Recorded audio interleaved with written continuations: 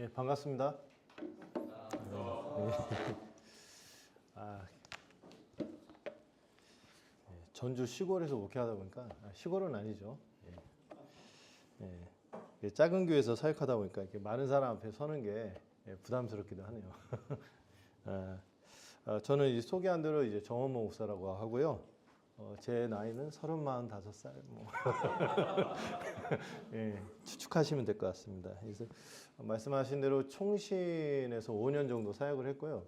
여기 이제 제가 또 감신 한신도 사역을 했었고, 또 한인장신도 개척했고, 그 기회로 해서 전주에서 개척 목회를 이제 시작하게 되어서 이제 한 7년 차 된 것 같아요. 7년 차가 됐고, 교회 나이로는 7살인 거죠. 이제 저 베테랑 목회자 뭐 이런 건 아닌 것 같고, 저도 이제 막 그 배워가면서 이제 성도들과 함께 같이 복음의 은혜를 나누고 있습니다.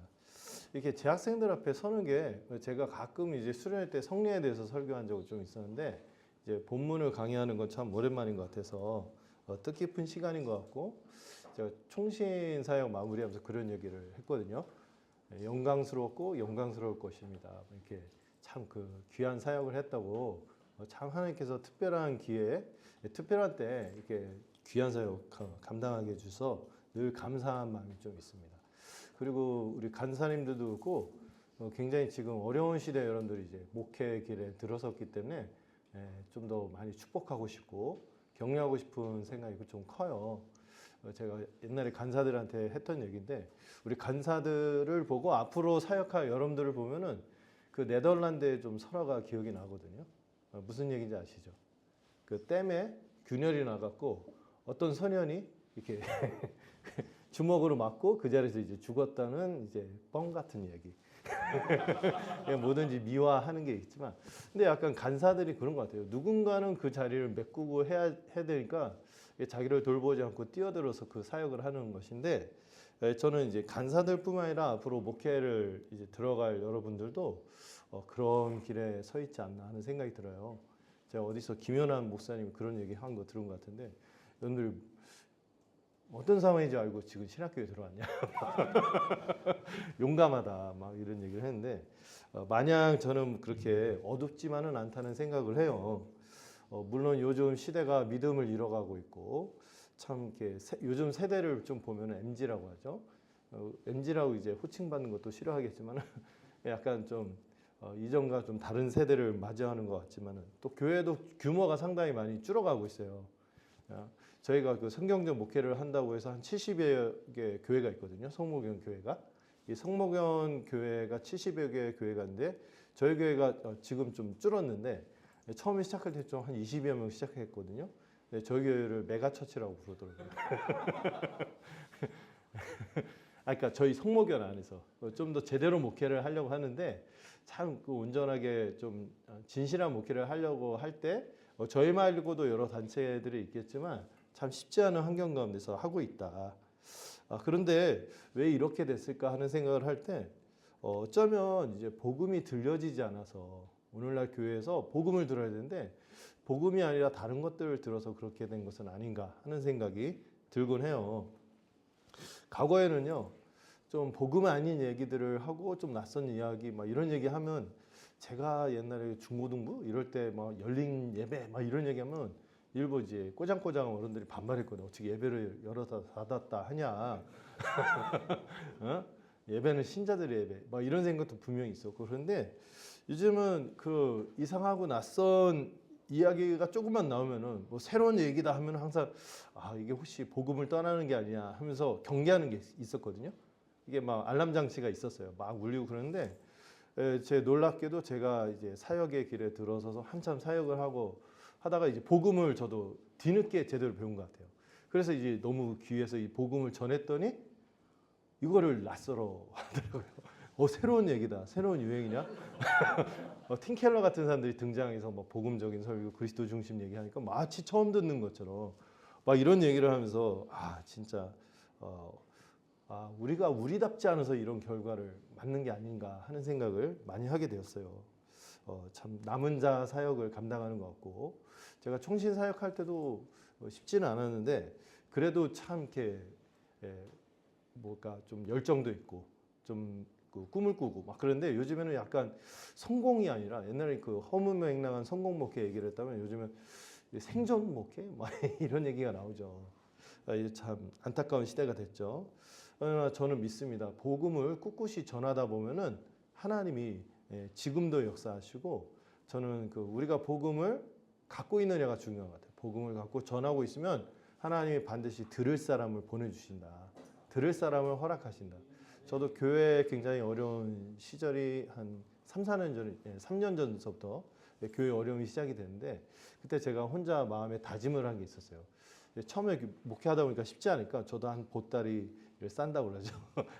이제 접어야 되나 하는 생각 한 두 번 정도 했는데 근데 3년 전에 굉장히 힘들고 어렵고 사람들을 떠나가는 상황이 생기고 그러는데 어떤 생각을 했냐면은 한 사람이라도 내가 전하는 복음, 내가 믿고 있고 내가 귀하다고 생각하는 복음을 듣고자 하는 사람이 한 명이라도 있으면 이 자리를 내가 지키고 끝까지 목회를 감당하겠다 이렇게 생각했는데 감사하게도 많이 안 떠나셨어요.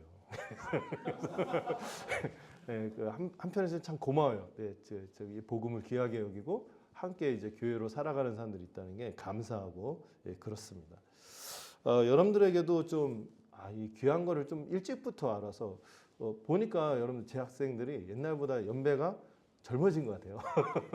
야 희망이 있다. 우리 때는 연배가 좀 있었거든요. 저와 비슷한 또래라든지 40대, 50대 이렇게 뒤늦게 오신 분들이 있는데 근데 여러분들은 빨리 복음을 접해서 빨리 정도로 갈 수 있어서 희망이 있다. 이런 생각이 듭니다. 네, 목회자 한 사람이 참 중요하죠. 저희 한책사 표 아시죠? 한 명의 목회자가 변하면 한 교회가 변한다. 바뀌면이라 표현해도 뭐 되겠죠. 어쨌든 한 사람 목회자가 갖고 있는 영향력이 너무나 중요하고 그리고 이 목회자가 무엇을 하는 사람이냐 했을 때 교회를 섬기는 사람이잖아요. 교회를 세우고 섬기는 사람인데 이 교회가 어떤 공동체인지를 깊이 알고 깨닫는다면 우리가 하는 일이 여러 가지 환경이 어렵고 또 사역 환경이라든지 만나는 사람이나 이런 것들이 만만치 않거든요. 그런 가운데서 이 교회의 영광을 보면은요 끝까지 소망을 잃지 않고 이 사역을 감당할 수 있을 거라고 생각합니다. 이 교회가 무엇인지 알았으면 좋겠어요. 주님이 핏값을 주고 사셨다. 또 주님이 내 교회를 세우리니 이렇게 말씀하신 그 의미가 어떤 여파를 갖고 있는지 이거를 마음에 깊이 헤아릴 수 있으면 좋겠어요. 특별히 이 교회를 무엇보다도 교회되게 하는 건 뭘까요? 드넓은 주차장? 안락한 편의시설? 이런 게 아니죠. 막 규모가 많다거나 사람이 많다거나 뭐 이런 게 아니라 결국에 교회를 교회되게 하는 건 뭘까 할 때 저는 이제 그 해법을 갈라디아서가 제시한다고 믿어요. 갈라디아서가 뭘 얘기합니까? 복음을 얘기하죠. 복음. 물론 교회 네 가지 본질 아시죠? 제가 막 성도들한테 외우게 시키거든요. 사통거고. 평상통보가 아니라 뭐 삼평통보가 아니라 뭐 사통거보에서 사도성, 통일성, 거룩성, 보편성. 제일 먼저 나오는 게 이제 카톨릭은 통일성을 먼저 내세우는데 우리는 좀 다르죠. 우리는 사도성을 제일 먼저 내세우는데 이 사도성이 어떤 인간 베드로 사도 이게 아니라 그 사도들이 소중하게 여겼던 사도들의 전승, 그들의 신앙 고백, 또 그들의 믿었던 그 복음의 내용이 이 교회를 교회되게 하는 가장 중요한 본질이죠. 그런 의미에서 이 복음은 너무나 중요하고 갈라디아서는요 어떤 성경보다도 이 복음을 가장 선명하게 제시하면서 치열하게 제시하는 게 이 갈라디아서입니다. 이건 아니고 이거야 이런 방식으로 얘기하기 때문에 굉장히 선명하게 다가오죠. 논쟁적으로 제시하는 거예요. 이건 복음이 아니야.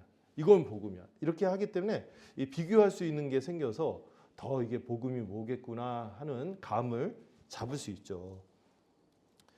그래서 오늘 제가 오늘 설교를 1절부터 11절까지 잡긴 했는데 제 생각에 1절만 설명하는데도 거의 3분의 2가 할애되지 않을까 생각이 들어요. 5장 1절에서 제시하는 내용은 뭡니까? 복음이 주는 자유를 굳게 지켜야 한다는 것이죠. 로마서 더불어서 이 갈라디아서는 이 종교개혁을 일으킨 성경이라고 평가를 하고 있죠. 루터 같은 경우 이 종교개혁을 이렇게 진행하는 이 과정이 굉장히 쉽지 않았죠. 수많은 암살 시도도 있었고 굉장히 위기도 많았고 굉장히 힘든 그 목회 여정에서도 그 여러분들 어떤 한 본문을 목회 여정이 한 뭐 30년, 많으면 40년, 비교적 뭐 요즘 한 25년 여기부터 시작할 텐데 그 여정에서 한 본문을 6번이나 설교하는 게 쉽지 않은 거죠.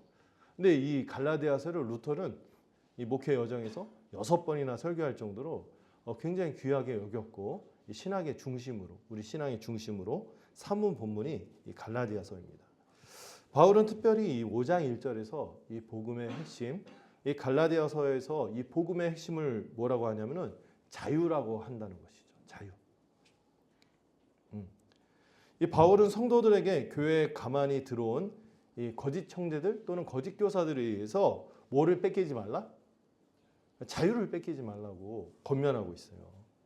그만큼 이 복음이 이 주는 자유를 누리는가 못 누리는가는 그 여부는 건강한 믿음의 척도라고 할 수 있어요. 이 자유에 대해서 바울은 이미 갈라디아서 곳곳에서 쭉 펼쳐가면서 설명을 해온 것이죠. 그리고 5장 1절에서 압축해서 이 복음이 주는 자유를 떠나지 말고 이 자유를 굳게 지켜라 이렇게 표현하는 것입니다. 자, 그런 의미에서 여러분들 물론 GBS 하고 PBS 했겠지만 이 복음이 어떻게 이 주는 자유를 설명해 오는지 이 본문을 결을 따라서 좀 보기를 바라는데요. 먼저 갈라디아서 1장 4절 한번 여러분들 읽어보시겠습니까? 여러분들은 읽고 저는 물을 좀 마시고. 예.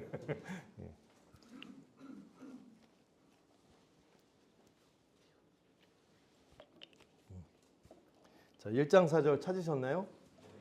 네. 예. 읽어주시겠습니까? 시작. 그리스도께서 하나님 곧 우리 아버지의 뜻을 따라 이 약한 세대에서 우리를 건지시려고 우리를 대속하기 위하여 자기 몸을 주셨으니. 아멘. 이 본문에서 핵심은 뭡니까?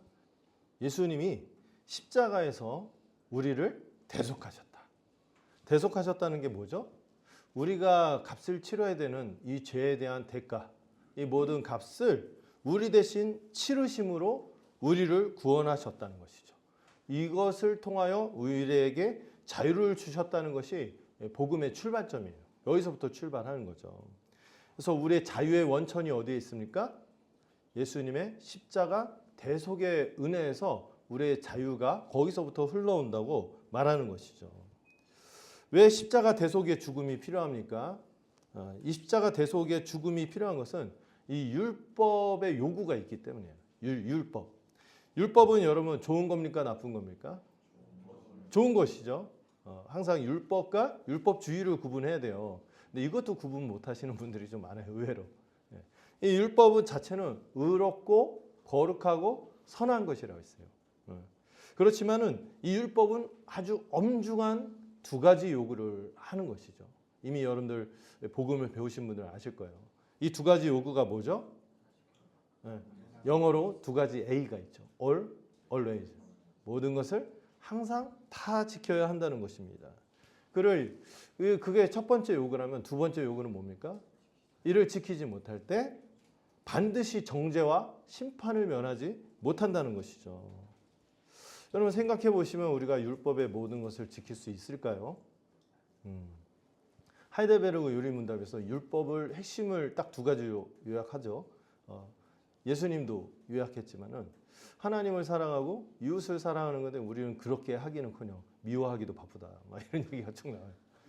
우리는 그런 사람들이 아닌 거예요. 그리고 이 율법 자체 계량적으로 숫자로 뭐 해라 하지 마라. 물론 뻥 같지만 마이모니데스라는 사람이 해라가 248개, 하지 말라가 365개. 뼈의 숫자가 248개니까 뼈 세기도로 매일같이 해야 된다는 뻥 같은 얘기가 있지만 이게 합치면 613개거든요.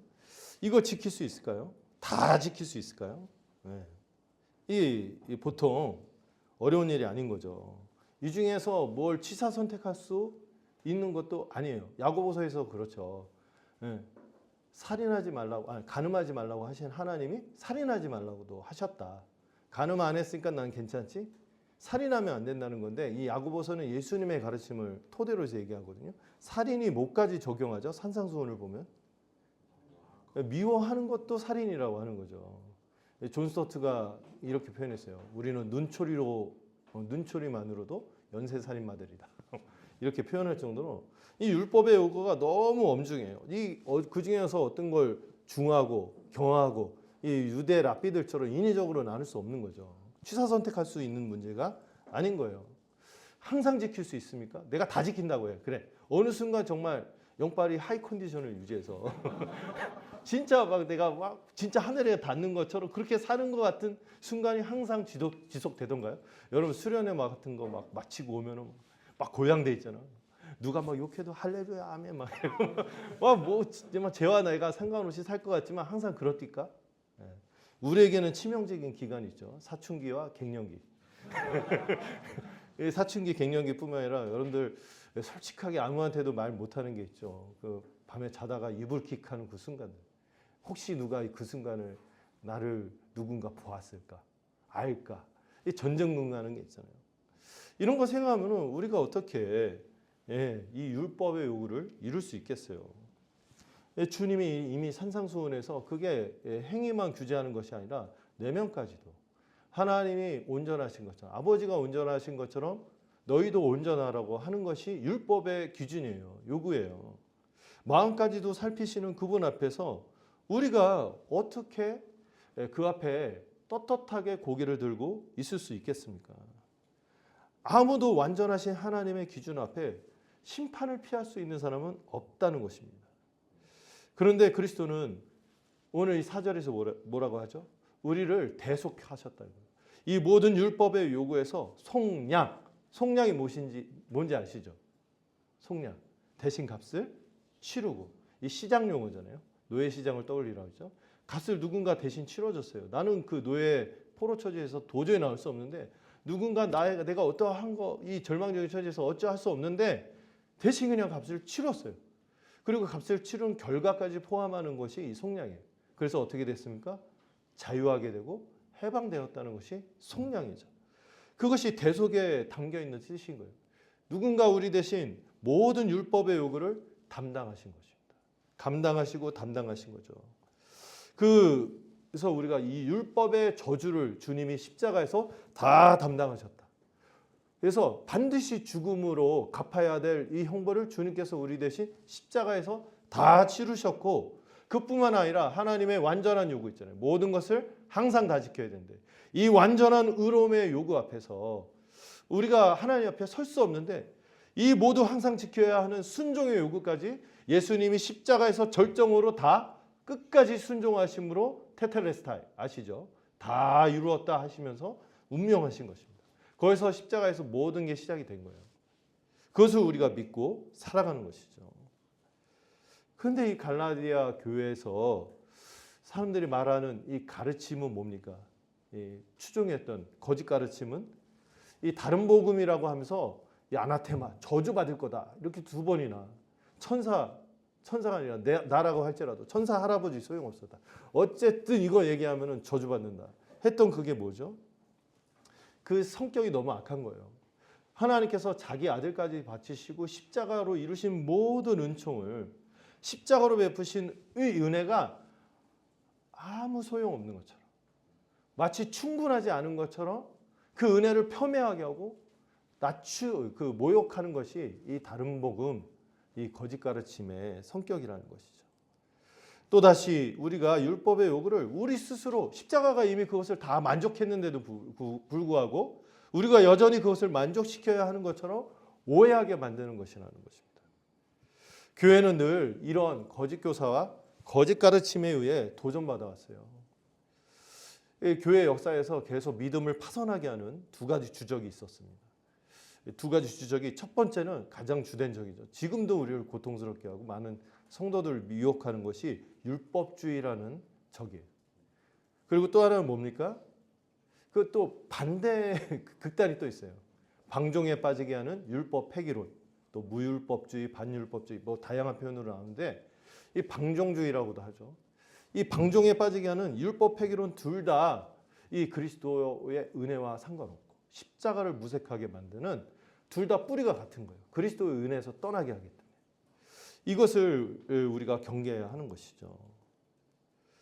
이 율법주의나 이 율법 폐교론이나 은혜의 원천인 그 예수 그리스도와 그분의 십자가를 떠나게 한다는 점에서 같은 뿌리에서 파생된 거예요. 어떤 사람은 샴쌍둥이라고도 하죠. 이게 머리는 다른 것 같지만 결국엔 본질은 같다는 거예요. 그 중에서도 오늘 우리가 접하고 있는 본문 갈라디아 이 서에서 다루는 이 교회를 혼란하게 하고 괴롭히고 오늘도 우리를 교회를 계속 괴롭히는 것은 항상 이 율법주의가 이 방정주의는 눈에 띄잖아요. 그걸 우리 안에서 약간 타락하거나 아니면 멀리 있는 사람들 얘기인데 이 율법주의가 더 무서운 게 우리 내부에서 늘 이렇게 썩어 문드러져서 우리를 물들게 하는 게 율법주의라는 것이죠. 특히 갈라디아 교회는 할례를 중심으로 율법주의가 미혹하고 있었습니다.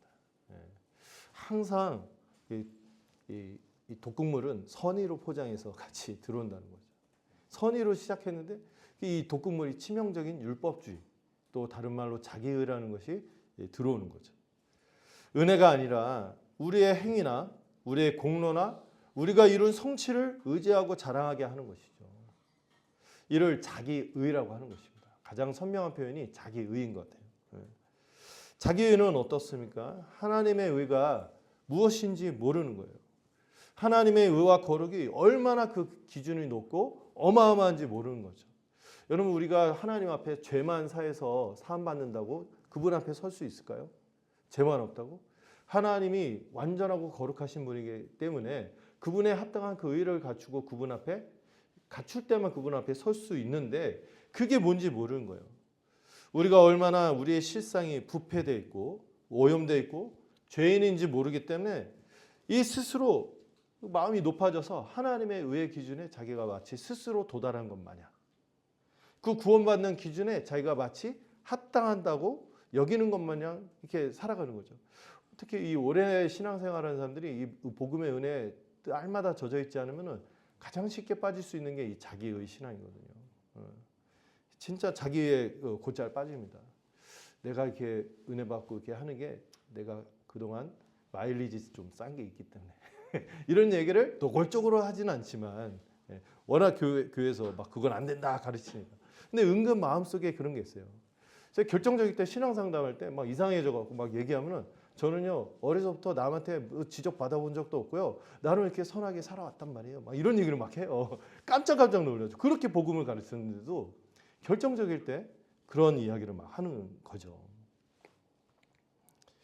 오직 그리스도의 십자가로 이루신 의가 아니면 이 하나님의 의라는 간격을 우리가 결코 채울 수 없음을 모르는 것입니다. 교회 안에 또 변형된 율법주의가 있어요. 흔히 나타나기도 하고 눈치채지 못하지만 많이 빠지는 율법주의가 있는데 여러분들 그런 생각 많이 갖고 있거든요. 아 구원은 내가 정말 하나님의 은혜로 받지. 근데 복은 지가 하기 나름이요. 복은 지가 하기 지복은 지가 받는 거예요. 그렇게 인과율로 또 돌아가는 거죠. 이미 예수님을 통해서 어마어마한 은혜가 주어졌는데 그 내가 복을 못 받고 있는 것은 이미 어마어마한 은혜가 주어졌는데 아직 충분하지 않고 그런 은혜 내가 그런 축복이라 이런 게 모자란 건 내가 뭔가 아직 그 약간 우리 전래 종교로 돌아가는 거죠. 치성이 부족해서 이렇게 막 생각을 하는 거죠. 과거에 우리의 모든 죄, 또 날마다 살아가는 일상에서 앞으로 또 최종적으로 구원받을 때까지 하나님이 이미 우리를 완전히 사랑하시고 완전히 다 받아들이셨고 또 완전히 다 주셨음을 모르고 살아가는 거예요. 이 십자가에 나타난 성광, 이 영광이 무엇인지 본 적이 없는 거죠. 그리스도께서 이 교회에게 이 십자가를 통하여 자유를 주셨기 때문에 교회는 굳건하게 서서 다시는 이런 율법주의에 빠져서 율법의 종으로 돌아가지 않기 위해서 전력을 다해야 하는 것입니다. 늘 십자가 아래서 찬양도 좋은 게 나왔더라고요. 어제 복음은 복음이 아니요. 이런 찬양이 들어. 뭔지 모르는데 제가 요즘 노래하는 게 좀 점점 자신이 없어졌어요. 네, 오늘의 복음으로 살아간다. 오늘만 산다 이게 아니라 오늘의 복음으로 오늘의 복음으로 산다. 이게 참 귀한 고백인 것 같아요. 그런 의미에서 1장 4절이 자유의 원천을 다뤘다면 이 자유의 내용이 무엇인지를 설명하는 게 본격적으로 설명하는 게 2장 16절입니다. 갈라디아서의 심장이라고 하죠. 2장 16절 한번 읽어볼까요? 자, 2장 16절 찾아서 읽어봅시다. 시작.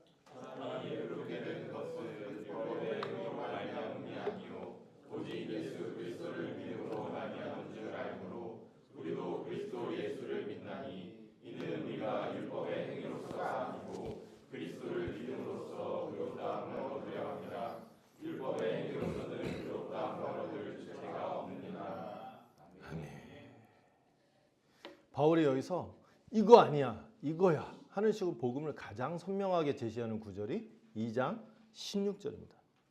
여기 보면 성경 전체에서도 이런 표현 양식을 쓰는 건 드물어요. 세 개의 개념을 정확하게 3번이나 반복해서 강조합니다. 보통 2번 해도 굉장히 강조하는 건데 같은 표현을 3가지 표현을 3번이나 반복하는 굉장히 특이한 표현이 나오는 거죠. 여기서 바울은 우리의 믿음을 위협하는 이 율법주의의 망령을 경계하기 위해서 이렇게 과도하다고 할 수 있을 정도로 이런 표현을 쓰는 것이죠. 핵심이 뭐죠? 3가지 개념이 나오죠. 첫 번째, 뭐가 아니다? 율법의 행위가 아니다. 그럼 뭐다? 오직 예수를 믿는 것이다. 3번째, 그렇게 할 때만 의롭다함을 얻을 수 있다. 또는 의롭다 여김을 받는다. 소위 말하는 이신칭이죠. 이신칭. 루터가 이 이신칭의 교리를 뭐라고 표현했죠? 교회가 서고 넘어지는 기준이라고 했어요. 오늘날 이상한 신학자들, 뭐 세관점이라는 톰 라이트, 제임스 던 이런 사람들이 이 교리의 위대함을 자꾸 퇴색시키고 폄하해요. 이거 좀 경계해야 된다고 저는 생각해요. 여러분 2000년간 우리가 그냥 역사가 흘러온 게 아니에요.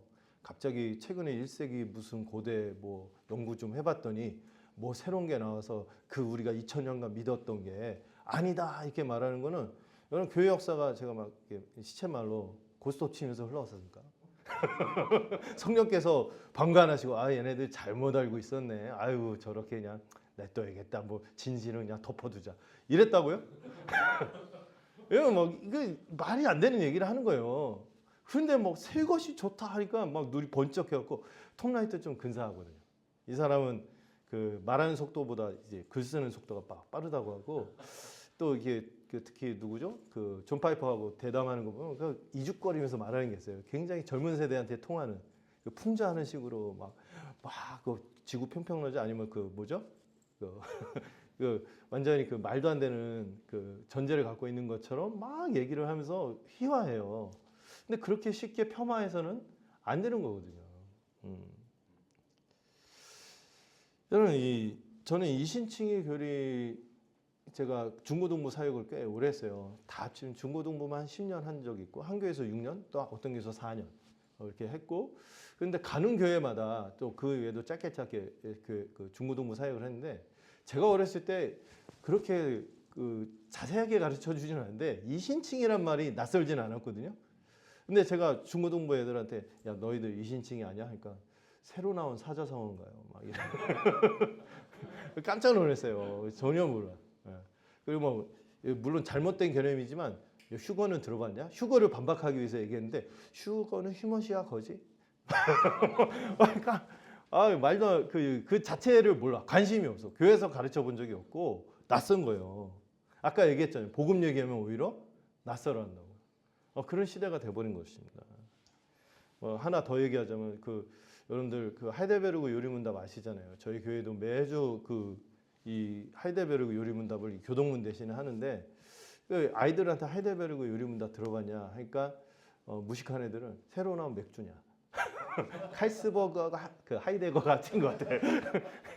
그리고 좀 유식한 애들은 유럽에 있는 그 멋진 성 거기 아니냐 뭐 이렇게 하는데 전혀 모르는 것이죠. 저는 우리가 이 진리를 가르치면 사람들이 참신해하는 참 유리한 시대를 살고 있다. 이런 생각도 드는데 근데 너무 잊혀졌을 뿐만 아니라 이게 너무 중심이 아닌 거예요. 교회에서. 여기서 이 이신칭의를 우리가 분명하게 붙잡아야 합니다. 이 교리를. 율법의 행위는 뭡니까? 이거 자체 하나하나를 정의를 잘 해야겠죠. 율법의 행위는 스스로 율법을 지켜서 그 기준을 충족시키려고 하는 모든 헛된 시도들. 그게 율법의 행위예요. 물론 세관점은 이거는 무슨 어떤 유대인들의 어떤 배타적인 선민적 특질들 몇 가지다. 뭐 이렇게 축소를 해요. 그렇게 하면은 전통적인 이해하고 다른 거죠.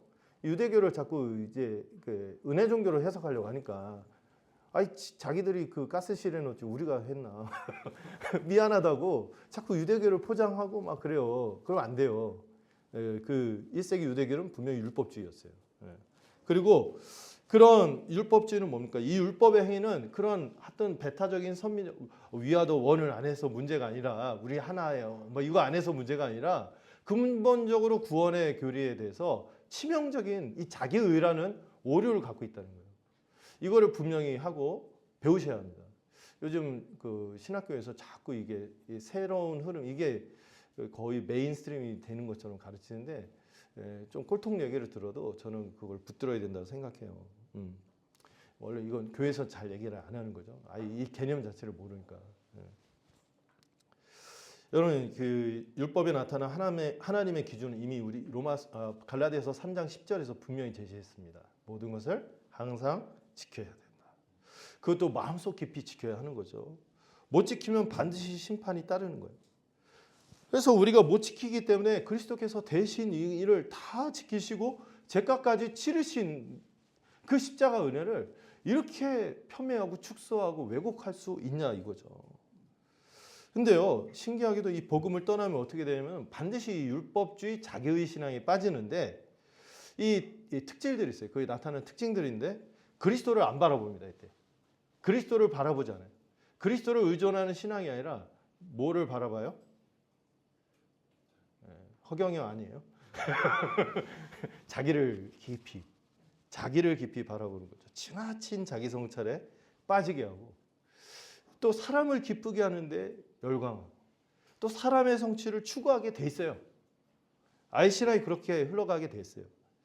그래서 자기의 도덕적 행위에 집착하고 자기가 이룬 어떤 업적에 집착하고 그리고 그것을 은근 자랑거리로 삼고 그 중에 또 그 변형되게 나타나는 것 중에 하나가 신비한 체험 같은 거 추구하는 거. 천에 하나 만에 하나 하는 경험을 내가 했다. 이러면서 내가 하나님과 특별한 관계야. 체험으로. 그리스도 안에서가 아니라 체험으로. 이것도 율법주의죠. 그리고 이런 위험도 있어요. 내가 성경 많이 알아. 나 복음 그 첨예하게 막 제가 어떤 칭의교리의 진수인가 그 책 보다가 정말 질렸거든요. 너무 첨예하게 이렇게 하는데 좋은 책인데 너무 첨예하게 옛날에 그 청교도 책이나 이런 거 보면 정말 첨예하게 그 논리들을 다루거든요. 그래서 정말 깊이 다뤄요. 그거를 빠삭하게 아는 사람인데도 오히려 그 지식이 자기의의 수단이 되는 것도 봤어요. 지식이 중요한데 지식도 왜곡될 수 있어요. 그 실제 이 자기의 신앙이 교회에서 이 율법주의가 더 교회를 괴롭힌다 했잖아요. 노골적으로 드러나진 않는데 많이 일어나는 성도들이 빠지는 함정이 은혜 수단 자체를 은혜와 혼동하는 것입니다. 은혜를 가져오는 수단인데 그거 자체가 은혜라고 혼동하는 거예요. 여러분 은혜 수단이 뭐가 있죠? 말씀, 성례가 있고 기도, 건징, 기도 또 그 외에 교회에서 유익하다고 하면서 은혜를 받는 수단이라고 제시하는 것들이 있죠. 제공하는 수단들이 있는데 그거에 열중하다가 그게 자랑거리가 되고 업적이 돼서 정작 누구에게 가지 않는 거예요? 그리스도 그분에게 가지 않는 거예요. 달을 가리켰는데 손가락만 보고 있고 달은 안 본다 그러잖아요. 그렇게 될 수 있다는 거예요. 은혜 수단이 은혜하고 일치될 수 없거든요. 은혜 수단이 왜 필요한 거예요? 그리스도에게 가기 위해서 필요한데 이거 자체의 행위에 매몰되는 것입니다. 이거를 그 고급 용어 매개 변증법이라는데 어떤 목적을 이룬다고 매개를 사용하다가 그 매개 자체 수단에 매몰되는 거. 이런 식의 함정에 많이 빠져요. 그래서 이런 것들이 온갖 교회의 인위적인 규칙들로 나타나기도 하고 그걸로 너 이거 했어 안 했어 안 했어 하면은 우쭐 못하면은 사람 취급 안 하고 그리고 너는 1등 나는 2등 1등심이 2등심이 이런 식으로 인위적으로 차등하게 사람들을 대하기 시작하는 거예요. 그리스도인은 차별 없이 임하는데 나는 그 교회 짬이란 게 있잖아요. 교회 짬에서 나오는 바이블을 아니 하면서 막 이런 얘기하면서 이렇게 짬도 안 되는 것 하면서 하고 그리고 어느덧 막 장로 석해갖고 막 그 직분이 개그처럼 되기도 하고 변형된 형태로 많이 나타납니다. 그 열매가 어떻게 나타나냐면 저는 100년 된 교회에서 신앙생활을 해봤기 때문에 100년 이상 된 교회에서 신앙생활을 해봤거든요. 이 병리적인 현상이 어떻게 나타나는지 좀 본 것 같아요. 이 복음이 막 늘 새롭게 선포되지 않으면 이 신앙생활이 고착화되면은 이 자기의 신앙으로 변형되는데 반드시 교만으로 드러납니다. 교만으로 드러나거나 그리고 이 교만을 이 위선, 외식이라고 하죠. 이 가면으로 자기 신앙을 포장하게 돼 있어요. 실상은 아무것도 없고 공허하고 늘 힘들고 깝깝하고 답답한데 이걸 포장해 막 은혜로운 척. 그래서 성경 항상 45도, 머리는 그 몇 대 몇 개 하고 심장 가까이 해서 목소리도 조근조근 해야 돼. 뭐 이런 걸 외양은 갖추는데 안은 없는 거예요. 그리고 늘 비교식. 누구는 뭐 하고 누구는 이걸 하고 막. 그리고 은근 내가 좀 남보다 한 게 많으면 우월감에 빠지죠. 그리고 못하면은 또 뭐 따라오지 못하고는 멸시하는 것입니다. 이런 목회자들도 조심해야 돼요. 성도들을 볼 때 와 정말 모두 환대하고 정말 그리스도의 은혜가 차별 없이 임하도록 했는데 와 뭔가 막 열심히 하고 막 이러면 돈 많이 내고 돈도 내고 일도 많이 하고 그러면 막 이뻐 보이고 막 이렇게 하는데 막 비교하는 거죠. 못하면 열등감에 빠지는 거예요. 늘 그 대놓고는 안 하는데 시기심에 빠져 있고 누가 뭐 더 했대 나는 못하니까 위화감 들면서 막 질투하고 그리고 왠지 교회 생활을 하는데 기쁨이 없어요. 이런 거에 막 시달려서 하니까 늘 피곤하고 답답하고 이 교회 생활하는 게 무슨 숙제를 막 계속 밀린 숙제 있잖아요. 막 닥쳐오고 다가온 억지로 해내야 돼. 여러분 사역하다가도 솔직히 그런 거 느끼지 않나요? 막 교회 가는데 진짜 숙제하러 가는 이걸 해쳐야 되는 그 안에서 막 교회를 섬긴다 이 기쁨 솔직히 있나요? 지금 늘 피곤함이 있고요. 그리고 뭔가 막 열심히 한 것에 따른 보상 심리가 있어요. 이 보상 심리는 반드시 탐욕을 일으키게 돼 있어요. 뭔가 나의 이거를 캄프라치 할 수 있는 전문 용어를 써서 이거 할 수 있는 뭔가 보상이 있어야 돼요. 그래서 막 탐욕에 빠지는 이런 변형된 신앙으로 가게 돼 있는 것입니다. 이런 신앙은 결국 마귀의 참소와 정죄에서 벗어나지 못할걸요.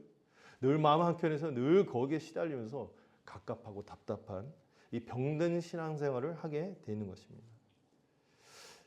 이 답이 없는 자기 성찰의 늪에 빠져 있는 거예요. 남의 눈만 늘 의식하는 거죠. 남의 눈만 의식하거나 남의 눈을 의식하면서도 늘 자기 약간 너무 지나친 답이 없는 자기 성찰. 난 이거밖에 안 되는가? 나는 좀 괜찮지? 이거 좀 하면 웃죠. 좀 못하고 아니면 망하면 하나님 날 버리셨나? 막 이러고 저주받았다. 이게 뭡니까? 심령의 기쁨이었고 답답함만 쌓이는 것이죠. 근데 사실 우리가 이 땅에 이미 아직 현실을 살기 때문에 우리의 삶을 들여다보면 일상이라든지 여러분들 가정에서 보면은 배우자한테 완전 무결하게 무흠 교인으로 비춰질까요? 안 그러잖아요. 또 어머니 아버지 생각은 더 그렇죠. 늘 죄가 도사리고 있기 때문에 은근 그런 생각을 하게 됐어요. 하나님이 나를 되게 사랑하실까? 나를 과연 하나님의 도구로 쓰기는 하실까? 이런 생각이 따르는 거죠. 나를 통해서 결코 하나님이 역사하실 수는 없을 거야. 나는 그런 사람이지. 또 자신은 이미 실패한 사람이기 때문에 그 구원의 증거를 나에게서는 찾을 수가 없구나. 이런 좌절감에 빠지기도 하는 거죠. 늘 다른 사람의 눈과 평가에 또 매이게 되기도 하고요. 그러니까 자기의 연약함이나 도움을 청한 부분이 있거든요. 우리가 그럴 때 지체들한테 나와서 나를 위해서 좀 기도해 줄래? 아니면 좀 이런 부분 어떻게 도와줄 수 있을까? 이런 진정한 성도의 교제를 누리기도 어려워요. 늘 외식에 위선의 탈에 갇히고 피상적인 관계만 유지해야만 되니까. 안 그러면 내가 다치거든. 보호받을 수 없을 것 같거든. 진솔하게 손을 내면 교제를 못하는 거예요. 서로. 언젠가는 그 뒤통수가 따가면서 내가 이 부족한 걸 이 지체들이 날 감싸주겠구나 이런 생각이 아니라 손가락질하고 뒤에서 비웃거나 막 이렇게 하겠구나 늘 그런 마음에 빠지는 거죠. 그러면 피상적인 관계, 교회 생활이 기쁨이 없는 거죠. 진리를 말해야 할 때도 그 진리를 말해야 되고 또 지체들과 함께 진솔하게 관계를 이렇게 이루어야 되는데 자기 삶이 받쳐주지 못하니 나는 위선 덩어리니 가르칠 수 없다. 그래서 리더하라고 싫어하죠. 교사하라고 싫어하죠. 전 아직 준비가 안 됐습니다. 그리고 막 나름 애써보지만 실제로는 변화와 진전이 안 나타나거든요. 그러다 보면요 깊은 영적 침체라고 하죠. 마음이 굉장히 주저앉는 거예요. 변화라든지 어떤 획기적인 변화, 어떤 변화를 막 꿈꿔요. 그리고 어떤 일을 즉각적으로 순종해야지 하는데 그게 안 되잖아요. 이러면은 결국에 하나님이 이러다 나를 버리시지는 않을까, 막 이런 생각에 빠지기도 하는 것이죠. 그래서 조금만 이렇게 살다가 보면 어려움이나 갈등 같은 게 생기잖아요. 하나님이 날 치셨구나, 벌을 주셨구나. 갑자기 버스를 못 탔어. 야, 내가 이거 뭔가 내가 좀 꿀리는 게 있어서 제가 한번 약간 신앙생활 대충 하고 만화 가게를 자주 갔는데 만화 가게 계단 내려가다 접질렀거든요. 그때 가진 생각, 하나님 날 치셨다. 생각 웃기죠. 하나님이 막 CCTV 사방에 켜고 얘 이거 잘못했네. 접질러. 전치 2주 얘는 4주. 얘는 그냥 전신마비. 막 분류를 하나요? 브루스 올마이티라는 영화 보면 그런 식으로 하나님이 막 일하는 것처럼 막 왜곡하는데 그런 건 없는 거죠. 늘 하나님이 나에 대해서 탐탁치 않게 여긴다. 화가 나 있다. 내 삶이 이렇게 지지부진하거나 이 나락에 빠져 있는 것은 결국에 나의 이런 문제들 때문이다 하는 거죠. 그래서 싱클레어 퍼거슨이 그런 얘기를 했어요. 온전한 그리스도라는 책이 있거든요. 그 책 꼭 보세요. 그래서 하나님에 대한 느낌도 율법주의다. 하나님에 대해서 어떤 주관적인 느낌 있잖아요. 내가 이렇게 하면 하나님이 이러지 않을까? 이런 생각들도 다 율법주의라는 거죠. 제가 그 성도들 신앙 지도하다가 한번 질문을 던졌어요. 여러분들한테도 질문을 던져볼게요. 이거 제대로 대답하는 사람이 이렇게 드물었어요. 자, 우리가 회개하며 하나님의 은혜를 베푸실까요? 하나님의 은혜를 베푸셨기에 우리가 회개하게 될까요? 여러분 복음을 들었으니까 정답은 앞에 거, 뒤에 거. 막 조금 흔들면은 막 우리도 제대로 알고 있어도 이런다니까요. 근데 여지없이 성도들이 복음을 배웠는데도요 3년 배우고 4년 배우고 5년 배우고 했는데 처음 한 사람은 말할 것도 없고 대부분 우리가 회개할 때 은혜를 베풀어 주시죠. 이런 대답을 합니다. 근데 그럴 때 제가 막 한 말이 그분한테 되게 인상적이었던 것 같아요. 100만 년 회개해봐야 하나님 은혜 주시지 않으면 소용없습니다. 100만 년 회개해봐야 하나님의 은혜를 가져올 수 있는 100만 년 우리에서 내세울 수 있는 그런 정도 회개가 있을 수 있을까요? 우리가 영적으로 죽었을 때 허물과 죄로 죽었고 오히려 하나님과 원수되었을 때 하나님 은혜를 베푸셨는데 이게 아니라 뭔가 우리가 무슨 인력값을 줘야지 하나님이 나한테 준다는 생각이 우리는 기본적으로 내장되어 있는 거예요. 하나님이 우리에게 베푸신 어마어마한 은혜가 우리를 회개와 믿음으로 이끈 것 아닙니까? 이 모두가 이런 이 율법주의의 폐해가, 이 자기의의 폐해는 이 하나님의 선하심에 대한 믿음이 없는 거예요. 예수 그리스도께서 행하신 위대한 은혜에 대해서 무지하거나 깨닫지 못하거나 여기를 바라보지 않았기 때문에 그 영광을 본 적이 없기 때문에 그런 것이죠. 그래서 우리 믿음의 선배들이 오직 그리스도, 오직 은혜, 오직 믿음 이것을 얘기한 것이죠. 기독교는 그리스도만으로 충분한 것입니다. 이걸 붙드는 것이 우리의 신앙이죠. 자, 우리가 이 자유의 원천이 무엇인지, 이 자유의 내용이 무엇인지 이신칭의를 통해서 살폈다면, 자, 이번에 2장 20절을 한번 볼까요? 2장 20절 살펴보도록 하겠습니다. 2장 20절 읽어주세요. 시작. 내가 그리스도와 함께 십자가에 못 박혔나니 그런즉 이제는 내가 사는 것이 아니요 오직 내 안에 그리스도께서 사시는 것이라.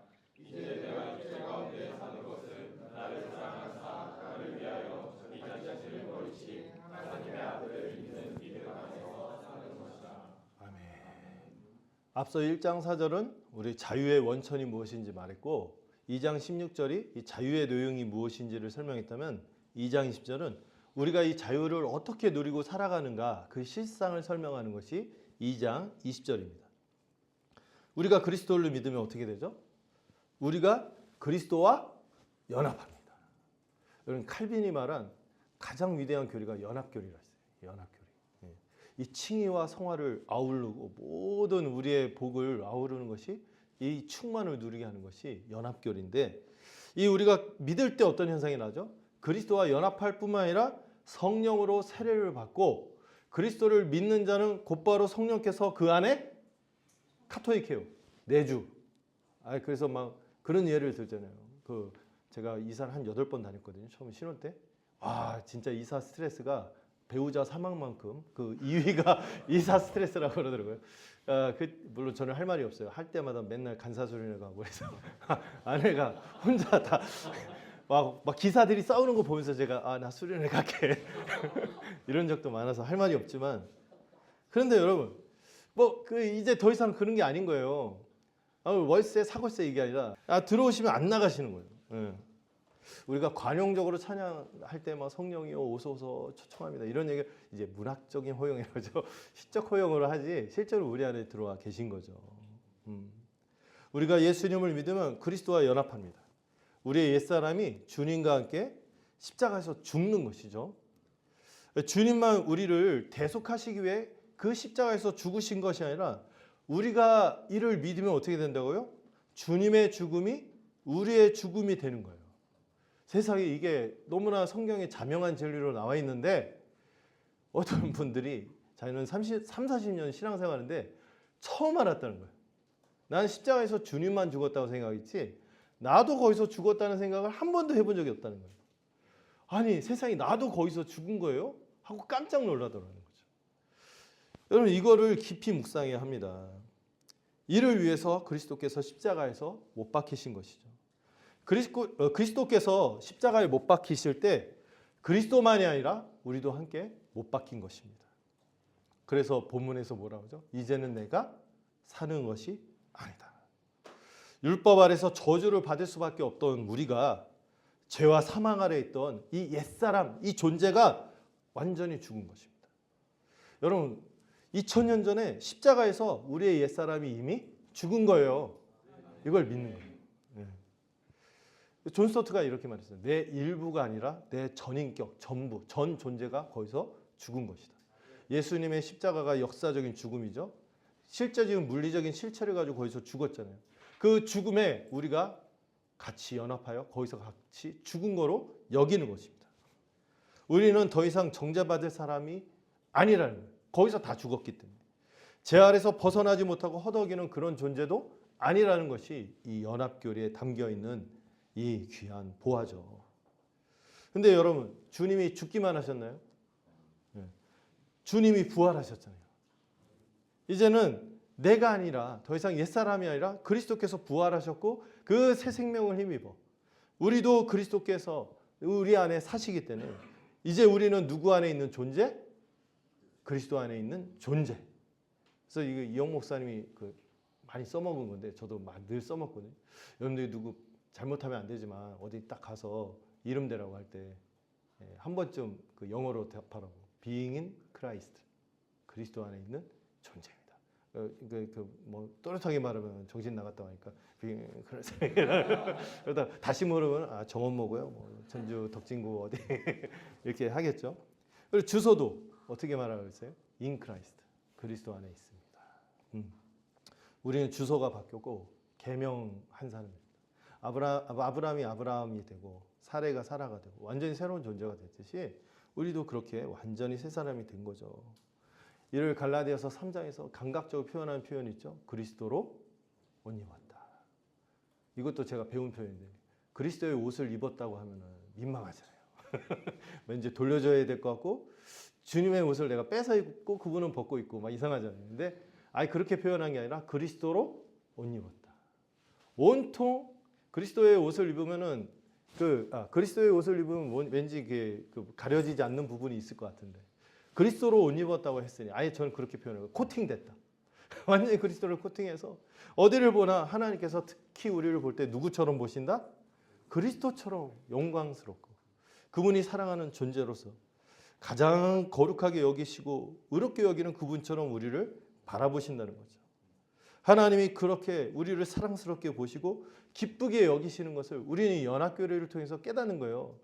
어떤 데서 막 이상한 자아상을 막 높여야 된다, 회복해야 된다 이런 거 이게 아니라 우리는 복음 안에서 하나님께서 그리스도 안에서 우리를 보시는구나. 여기에서 우리가 기쁨을 찾는 것이죠. 여러분 예수님이 세례 받을 때 어떤 음성을 들었어요? 이는 내 사랑하는 아들이요 내 기뻐하는 자로다. 그 음성을 누가 듣는다고요? 그리스도 안에 있는 우리가 동일하게 듣는 거예요. 우리가 그래서 살아가는 그걸로 우리가 그런 존재구나. 내가 막 지금 막 지구볶고 막 그렇게 해도 하나님 보실 때는 어떻게 본다고? 그렇게 사랑스러운 눈으로 우리를 보시면서 이렇게 기뻐하는 거죠.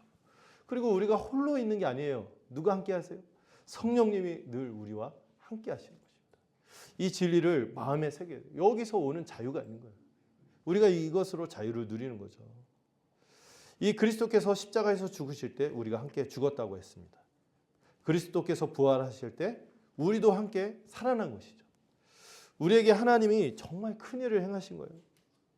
여러분 생각해 보면은 요즘 그 코인 막 요즘 영끌 막 이런 얘기하면서 젊은 친구들이 거기 너무 막 매여 있어요.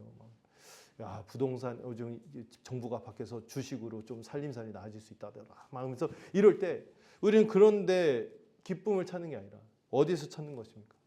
그리스도 안에서 우리에게 새 일을 행하신 그 은혜를 우리가 기뻐하는 거죠. 여러분 어떤 것보다도 여러분 저는 참 두 가지 기쁨인데 예수님을 믿은 거. 이게 정말 근원적인 기쁨이에요. 어떤 것도 비교가 안 되죠. 그리고 어떻게 저 같은 사람을 정말 말도 안 되는 이상한 친구 만나서 같이 신학을 하겠다고 꿈을 꾸고 이상한 예언자 같은 은사를 받았던 사람한테 사이비거든요. 그 사람이 저한테 그런 얘기를 했어요. 너는 해도 되고 안 해도 돼. 제 친구한테 너는 하나님이 큰 일꾼이 될 거다. 저는요 하고 해도 되고 안 해도 돼. 마음에 깊은 상처를 입어도 그래도 내가 한다 씨. 이게 나섰지만 그런데 이게 얼마나 영광스러운 것인지 아니까 너무 감사한 거죠. 여러분 이 예수를 믿고 이 예수의 그리스도의 몸인 교회를 섬기는 게 얼마나 큰 기적이고 복입니까? 우리가 정말 새 생명을 얻은 거예요. 거듭난 거죠. 여러분 이거 정말 믿습니까? 이 하나님의 큰일, 이 위대한 역사를 이 영적인 눈이 열려서 보고 붙잡고 있는 사람들인가? 붙잡고 있다면 정말 감사한 일인 거죠. 우리는 이제요, 여러분들 무슨 타이틀 있잖아요. 전도사, 무슨 누구는 어떤 큰 교회, 누구는 작은 교회, 누구는 너 10만 원 더 받냐, 좋겠다. 이런 게 아니라 우리가 신자라는 것 자체, 사역자라는 것 자체, 교회를 섬긴다는 것 자체. 이게 얼마나 감격스러운 일인지 알았으면 좋겠어요. 무엇을 우리가 해서가 아니라 그리스도 안에 있기에 그 존재만으로도 하나님이 기뻐하는 자다. 여러분 이 마음 믿지 않고 사역하시기 바랍니다.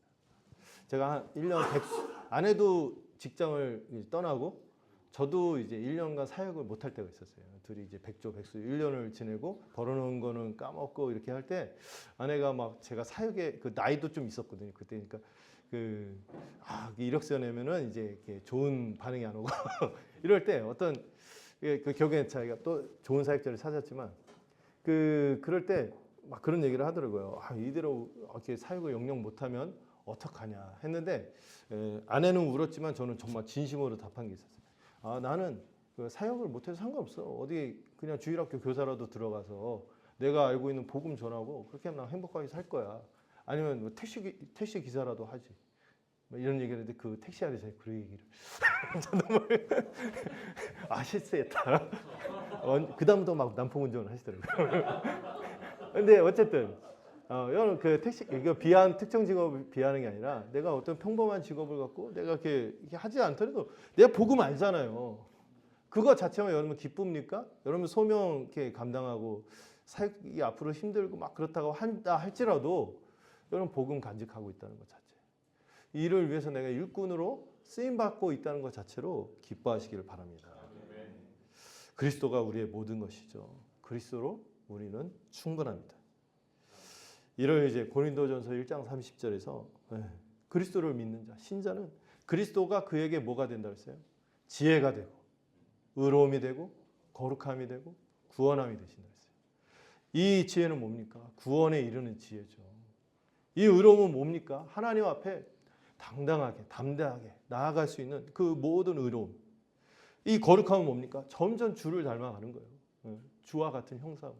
그리스도를 닮는 거룩함. 이 구원은 뭡니까? 우리가 궁극적으로 꿈꾸는 영광스러운 구원. 이 이르기까지 모든 것이 다 주어진 거예요. 이제 그는 율법을 스스로 지키는 고단한 삶이 아니라 그리스도께서 우리 대신 다 성취하신 이 공로를 의지해서 살아가고, 그리고 마지막 최종 심판 법정에서 여러분 우리가 이미 의롭다 함을 얻었지만, 칭함을 얻었지만 결국엔 최종적인 심판 때가 있거든요. 그때 최종적인 선언이 선포될 거예요. 의롭다. 왜 이 칭의는 사실 최종적인 성격이 맞아요. 근데 우리가 그것을 믿음으로 선취하는 것이죠. 미리 이것을 누리는 거예요. 우리는 그리스도께서 우리 대신 다 성취하신 공로를 의지해서 살아가고, 이 최종 심판 법정에서도 우리의 공로가 아니라 그리스도의 공로와 성취로 다 이루었다고 하신 그분의 은혜로 인정받는 것입니다. 이로 인해서 주어진 자유를 누리는 것이 이 그리스도와의 연합의 교리가 주는 기쁨이죠. 근데 여러분 이 그리스도와의 연합 교리를 말하는 2장 20절에 보면은 우리가 이런 놀라운 은혜에 너무나 크신 은혜를 입었지만 또 하나 이 성경 되게 현실적이에요. 그러면서도 우리가 아직 뭐 가운데 살아간다? 육체 가운데 살아가는 것도 말하고 있어요. 그래서 바울이 그런 얘기를 하잖아요. 이미 내가 다 이루었다 함도 아니요. 잡았다고 하지 않고 표대를 향해서 달려간다. 우리는 완전주의자가 아니죠. 완전 막 성화라든지 이런 걸 받아들이지는 않습니다. 우리는 변화된 새 존재, 새 마음을 가진 새 사람이지만 여전히 육체 가운데 살아가고 있기도 해요. 여전히 여러분 옛사람은 죽었어요. 제 옛사람이 다시 살아나네. 이거는 주님도 못한 일을 자기가 한다고 얘기하는 거예요. 옛사람이 살아나서 그걸 안 돼요. 주님도 못 살려냈는데 죽여버렸는데. 그러나 옛 본성은 남아있죠. 죄된 본성은 도사리고 있고 여전히 우리에게는 연약함이 있습니다. 찌질함이 있어요. 여러분 찌질하죠. 딱 보면 얼마나 찌질한 그 자기 부끄러운 거 있잖아요. 이불킥하게 하는 거. 이거 있어요. 또 우리가 살아가는 조건과 환경도 열악하기 짝이 없습니다.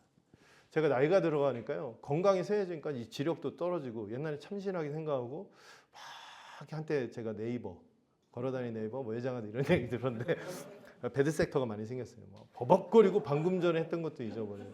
그러니까 복음을 이렇게 전에는 정말 첨예하게 막 이렇게 논리적으로 이렇게 할 때 이게 따라가고 그러는데 지금 막 와 아득하게 느껴지기도 하고 좀 건강도 좀 떨어지고 또 감정적으로도 이렇게 그 섭섭이가 은근 막 들어가고 그리고 약간 소외되고 이게 약간 이렇게 쫙 가라앉는 그런 거 있잖아요. 나이가 들면 생길 수밖에 없는 그런 게 있거든요. 이런 게 있지만은 우리가 육체 가운데 있는 거예요. 이미 아직 가운데 있기 때문에 이게 현실에 있습니다. 우리의 현실. 여러분 그런 게 그런 거 잘 모를 거예요. 한참 꽃피고 막 그러니까. 그러나 그렇기 때문에 우리는 나를 사랑하사 나를 부르시고 구원하기 위해서 자기 몸을 버리신 하나님의 아들을 믿는 믿음 안에서 살아가는 것입니다. 결국엔 뭐예요? 믿음입니다. 믿음으로 사는 거죠.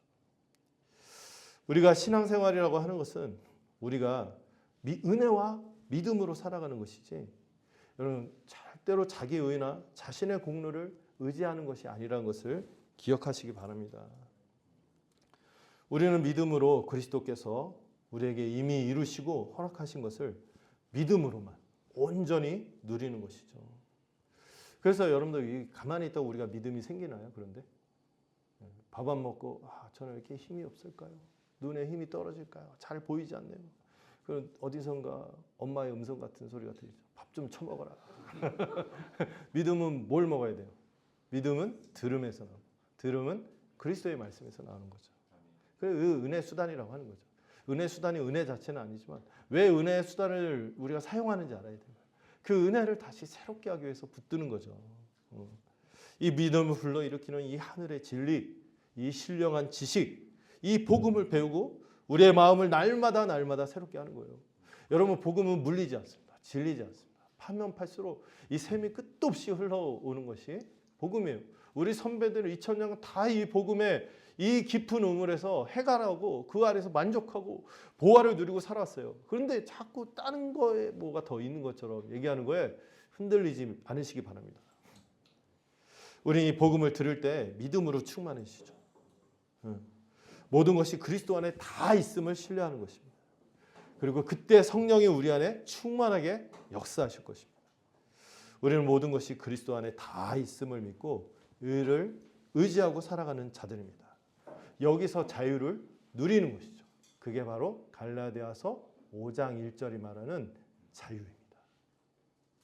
제가 세 가지 덩어리로 얘기했죠. 복음의 자유의 원천인 십자가. 이 자유의 내용이 이신칭의 진리. 그 다음에 이 자유를 누리게 하는 실상인 그리스도와의 연합교리. 이거 더 하고 많이 공부할 수 있으면 좋겠어요. 자, 여러분들 이제 5장 1절로 다시 돌아왔습니다. 5장 1절 한번 다시 읽어볼까요? 5장 1절 읽어보겠습니다. 시작. 그리스도께서 우리를 자유롭게 하려고 자유를 주셨으니 그러므로 굳건하게 서서 다시는 종의 멍에를 매지 마라. 바울은 우리의 신분이 더 이상 종이 아니라 뭐라고요? 아들이라고 선언한 거죠.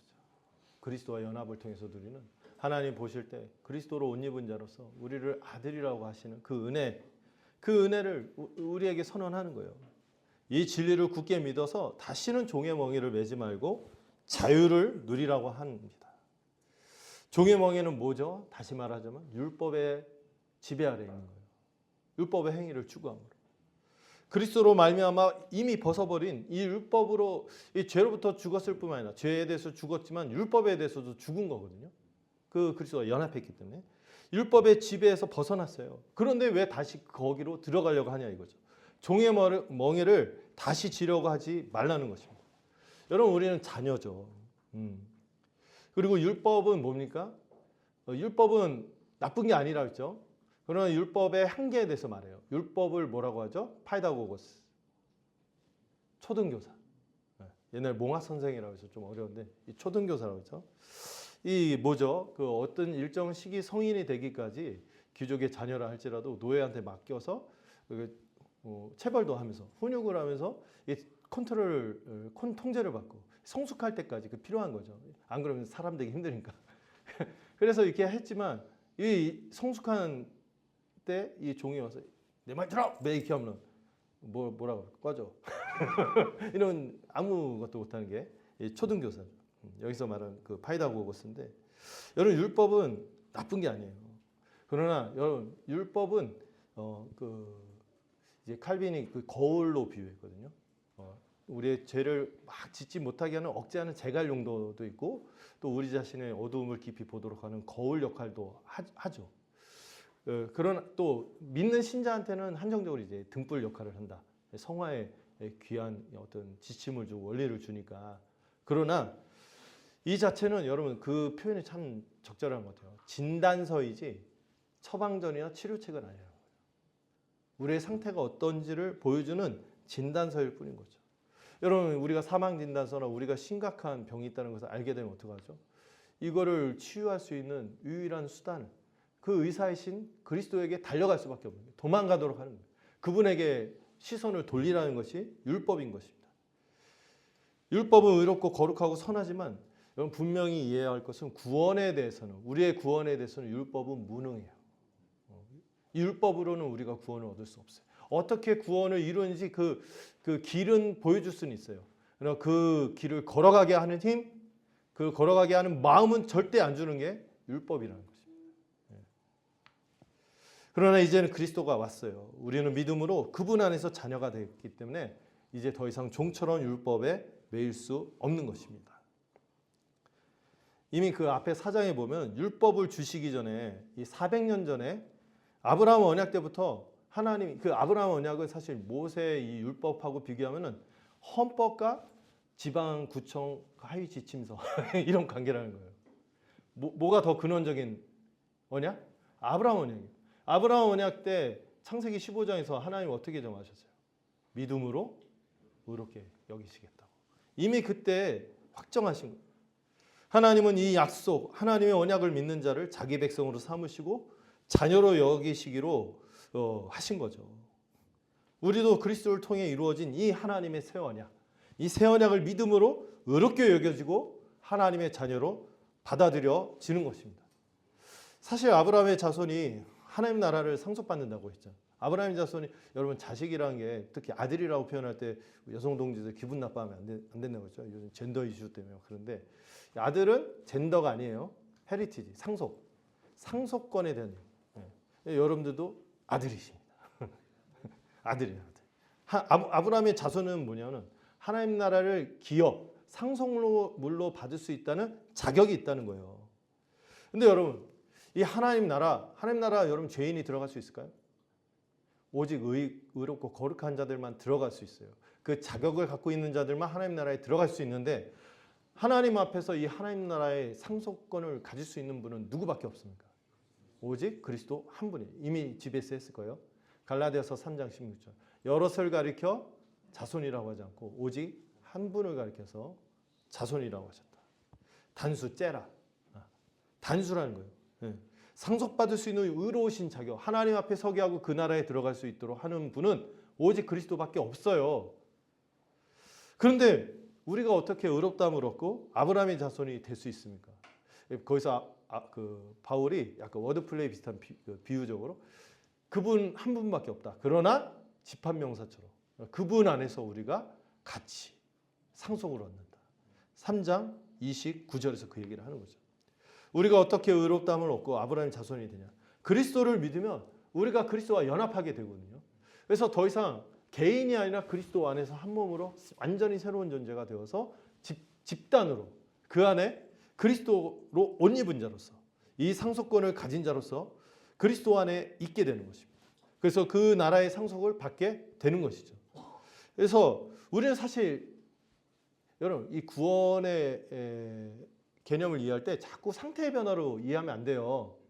이게 그 치명적인 오해거든요. 구원을 상태 변화로 생각하면은 평생 여러분들 좌절할 거예요. 이 정도밖에 안 되는데 상태의 변화가 아니라 물리적인 변화예요. 위치적인 변화, 소속의 변화. 그리고 이 탈북자 비유를 들더라고요. 탈북한 사람이 처음 이상한 행동 하잖아요. 그쪽 공산주의 체제에 있다가.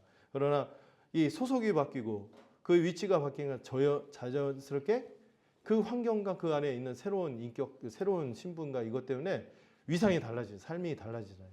우리가 구원이 그런 거거든요. 그래서 우리가 그리스도로 옷 입었다. 그리스도 안에 있는 존재가 되었다. 그럴 때 하나님이 보실 때도 우리의 신분이 바뀐 거예요. 그리스도로 옷 입은 자가 된 거죠. 우리를 그래서 그리스도처럼 보게 될 것이며 또 그게 관념으로만 있는 게 아니라 우리 안에 누가 역사하세요? 성령님이 역사하신다는 말이에요. 성령님. 이 성령, 그래서 바울이 우리 안에 그래서 성령께서 역사하셔서 우리 안에 많은 놀라운 변화들이 있었지 않냐. 이거를 회고하도록 하잖아요. 너희가 성령을 받은 것이 율법행위에서 받았어? 뭐로 받았어? 그리스도를 믿고 받았냐? 니들이 뭔가 좀 잘해서 받았냐? 뭐예요? 답은? 믿고 받았죠. 그냥 단지 믿고 받았을 뿐이에요.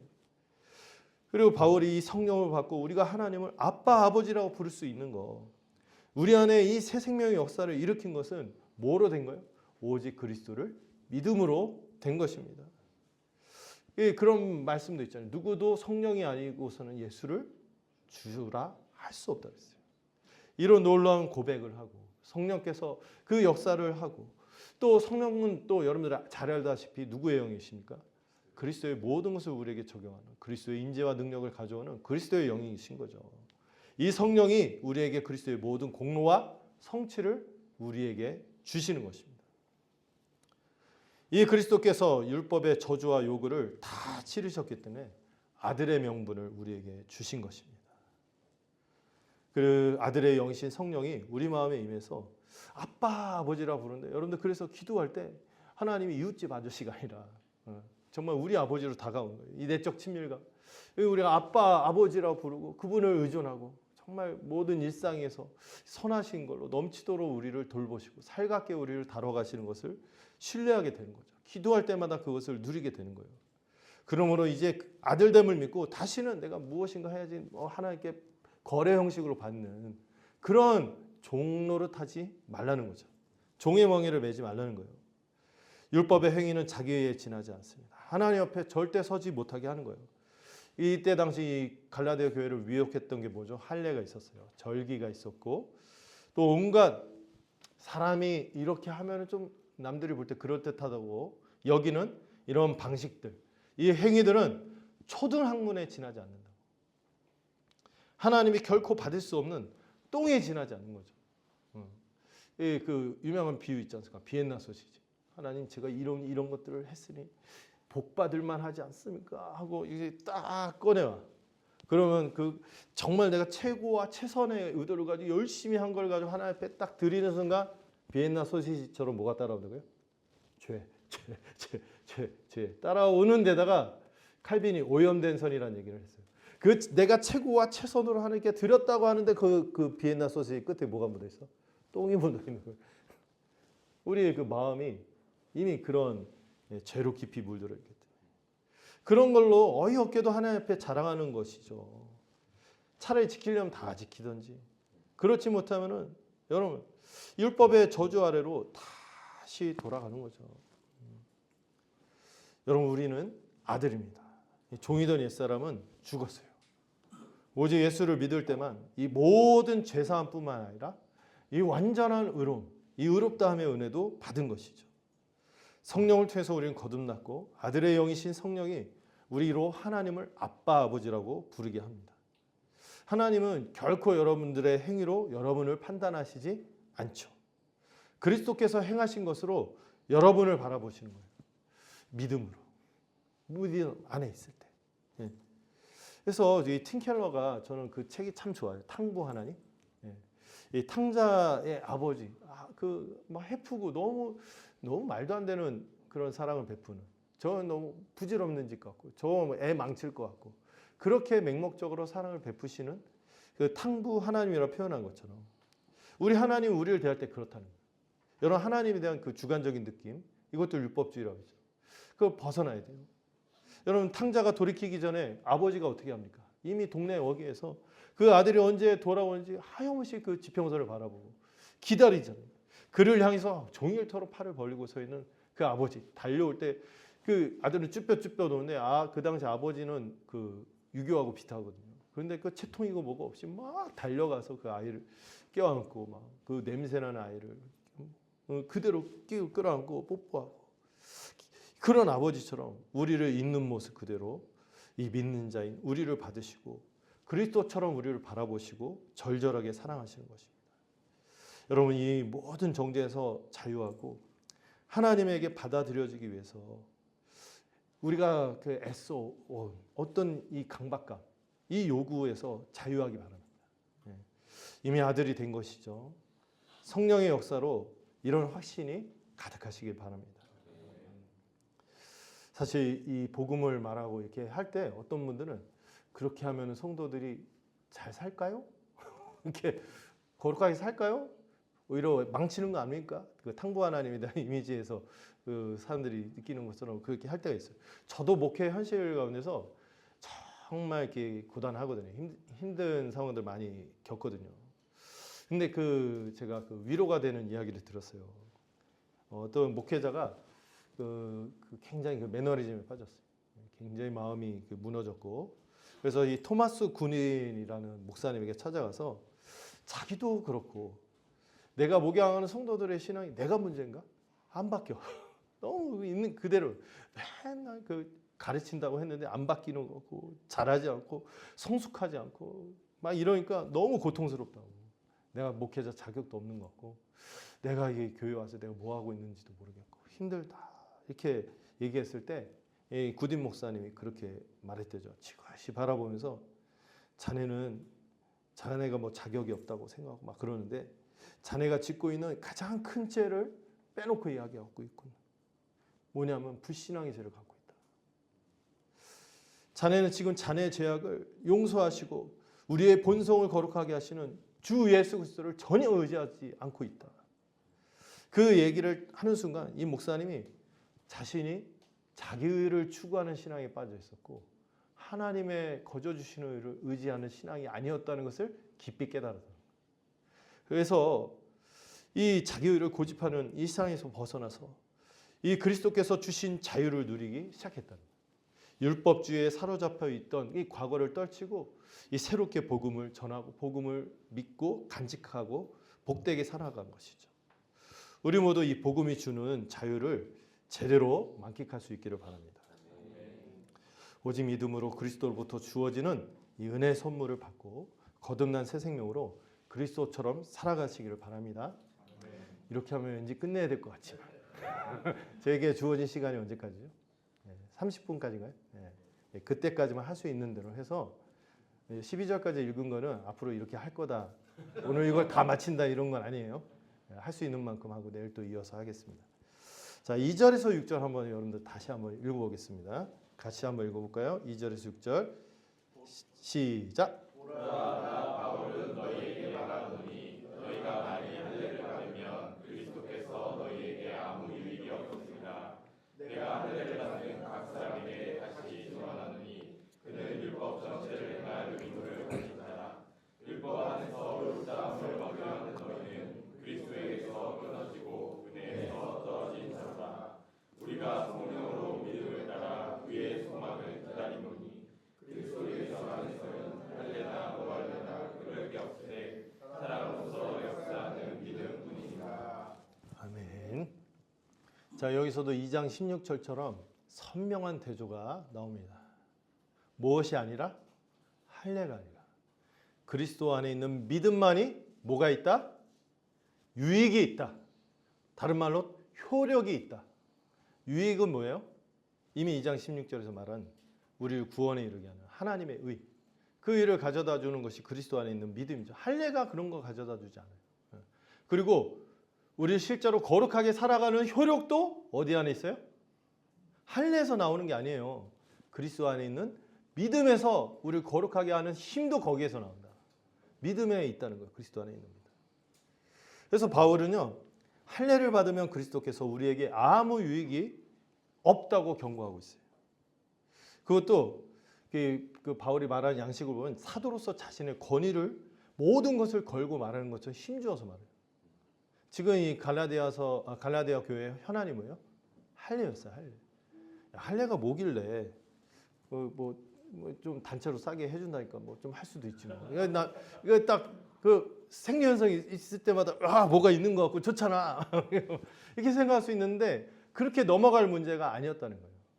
이 할례는 율법주의 일환이고 뭐를 의지하게 하는 수단이었어요?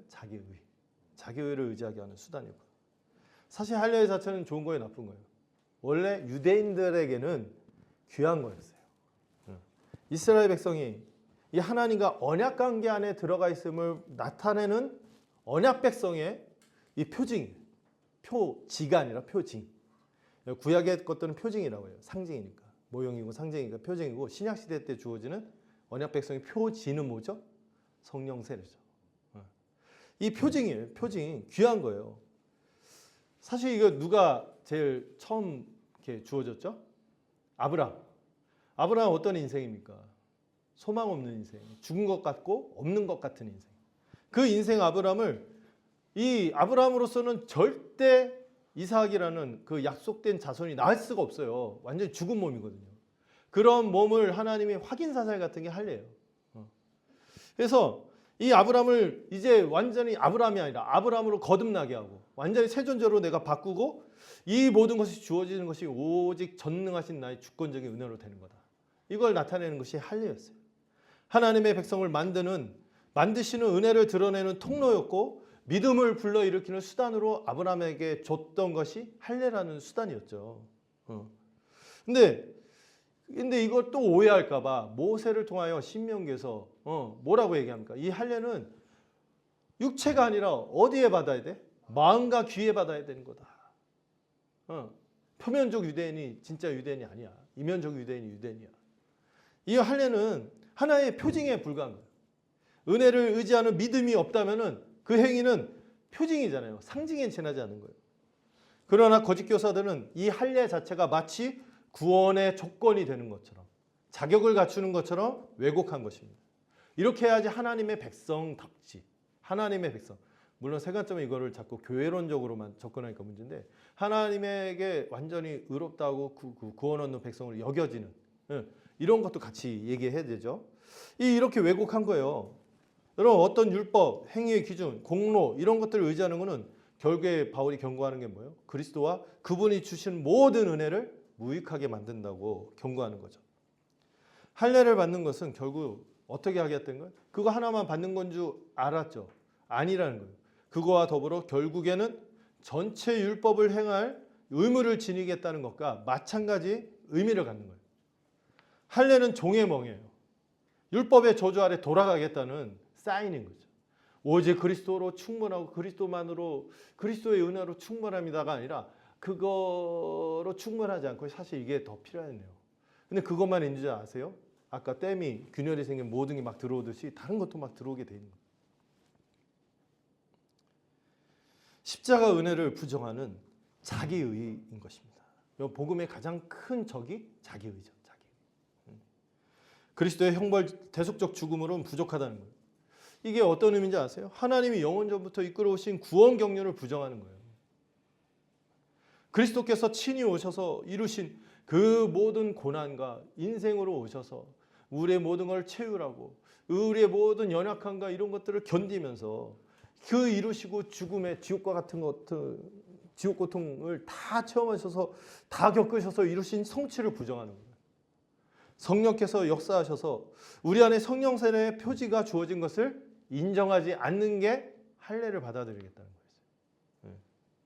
할례와 같은 율법의 행위들을 지켜서 의롭다함을 얻으려면 아까 말씀드렸듯이 할례만이 아니라 반드시 모든 것을 항상 다 지켜야 하는 기준으로 돌아가는 거죠. 613개 다 지켜야 돼요. 그러다가 주님 저자직강으로 말씀하셨잖아요. 마음까지도 온전해야 되는 거죠. 그러므로 바울이 이렇게 말하죠. 율법 안에서 의롭다 하려는 것은 적극적, 수동적으로는 스스로가 아니라 결국엔 스스로 그리스도에게서 끊어진다. 이건 수동태예요. 그리스도에서 끊어지게 되는 거다. 그리고 능동태로는 적극적으로는 은혜에서 떨어지게 되는 거다. 이렇게 표현하고 있죠. 그래서 여러분 이게 어중간한 중립지대가 없다는 거예요. 율법의 종교 아니면은 은혜의 종교 하나만 택하게 돼 있다는 거죠. 이거 그리스도 플러스 알파 이런 건 없다는 거예요. 그리스도 플러스 알파 하면 그 알파가 나머지를 다 잡아먹어버려요.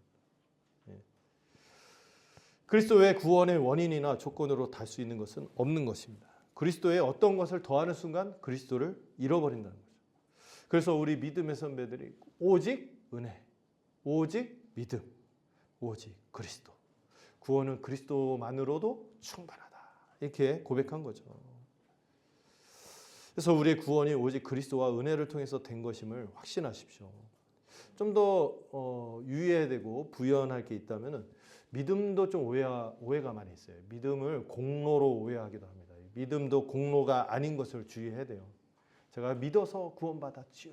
이렇게 말할 때 맞는 것 같은데 이상이 이렇게 제가 믿었으니까 구원받았죠. 은혜 베풀어 주시죠. 제가 안 믿었으면 못했겠습니까?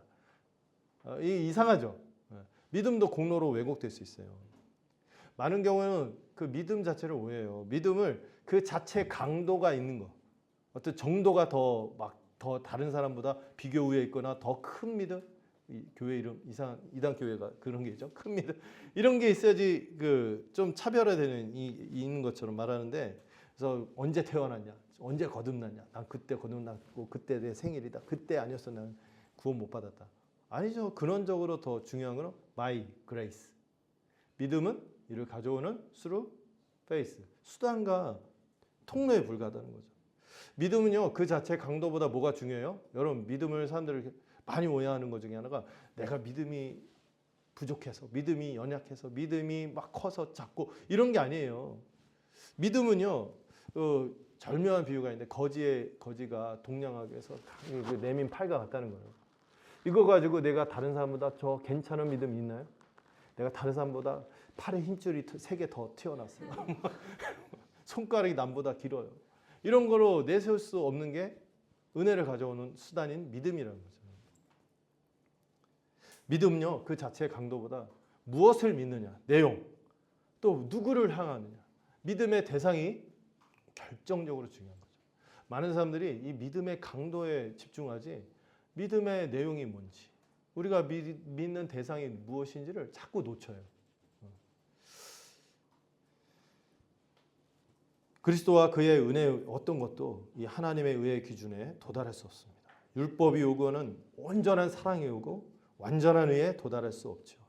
율법의 행위나 사람의 기준이나 공로와 자기 의를 조금이라도 의지하는 것은 그리스도의 은혜만으로 충분하지 않다, 이렇게 말하는 것임을 기억하시기 바랍니다. 여러분, 이렇게 믿는 게 뭐냐면 하나님의 의의 기준이 율법을 우습게 여기는 거예요. 이 거룩하고 온전한 사랑의 요구가 너무나 어마어마한데 이거를 가볍게 여기는 거죠. 아, 그까이 거 사랑하면 되죠. 뭐. 이 사랑이 얼마나 힘든데. 마이클 호튼이 그 책에서 그러거든요. 사랑하면 되잖아요. 막 그 감정적인 뭐 이런 걸로 오해갖고 정서적으로 막 고양되는 거 오해해서 남자들의 사랑이 특히 그렇죠. 사랑해 하고 문 열고 들어가면 아무것도 없어요. 자매들 사랑해 하면 뭘 해야 되고 뭘 해야 되겠는데, 근데 사랑은 그런 게 아니란 말이에요. 이 하나님의 거룩하고 온전한 사랑의 요구를 가볍게 생각하는 거죠. 또 그리스도께서 베푸신 이 값없는 이 은혜의 가치를 실제로는 부인하는 것입니다. 그러므로 오늘 본문에서 뭐라고 하죠? 그리스도 안에 있는 믿음만이 유익과 효력이 있는 것입니다. 그래서 성령으로 믿음을 따라 살라고 권면하는 거예요. 여러분들 좀 개념 정립을 좀 해야 되는데, 그래서 이 세 개가 연동된다고 기억하세요. 믿음, 그리스도와 연합, 성령. 이 세 가지는 항상 연동된다고 기억하세요. 이걸 분리할 수 없어요. 한꺼번에 일어나는 거예요. 그 논리적인 인간관계나 어떤 순서를 매길 수가 없고 시간적인 순서로 따질 수도 없는 거예요. 믿음, 이 연합, 그리스도와 연합하는 건 성령의 내주. 이건 세트예요. 그래서 그리스도를 믿는 것은 결국에 성령과 함께 가는 것입니다. 그래서 실제로 믿음으로 산다 이 말은 성령으로 산다 이 말과 같은 말로 여겨도 무방하다는 거예요. 우리가 처음 예수를 믿고 의롭다함을 얻는 것도 믿음이죠. 그런데 성령을 통해서 더욱 거룩하게 살아가는 것도 뭐로 하는 거예요? 믿음으로 되는 것입니다. 많은 사람들이 약간 RC 로만 가톨릭처럼 처음에 은혜로 구원은 내가 받지만 결국엔 내가 잘해야지, 이런 구도로 자꾸 빠져요.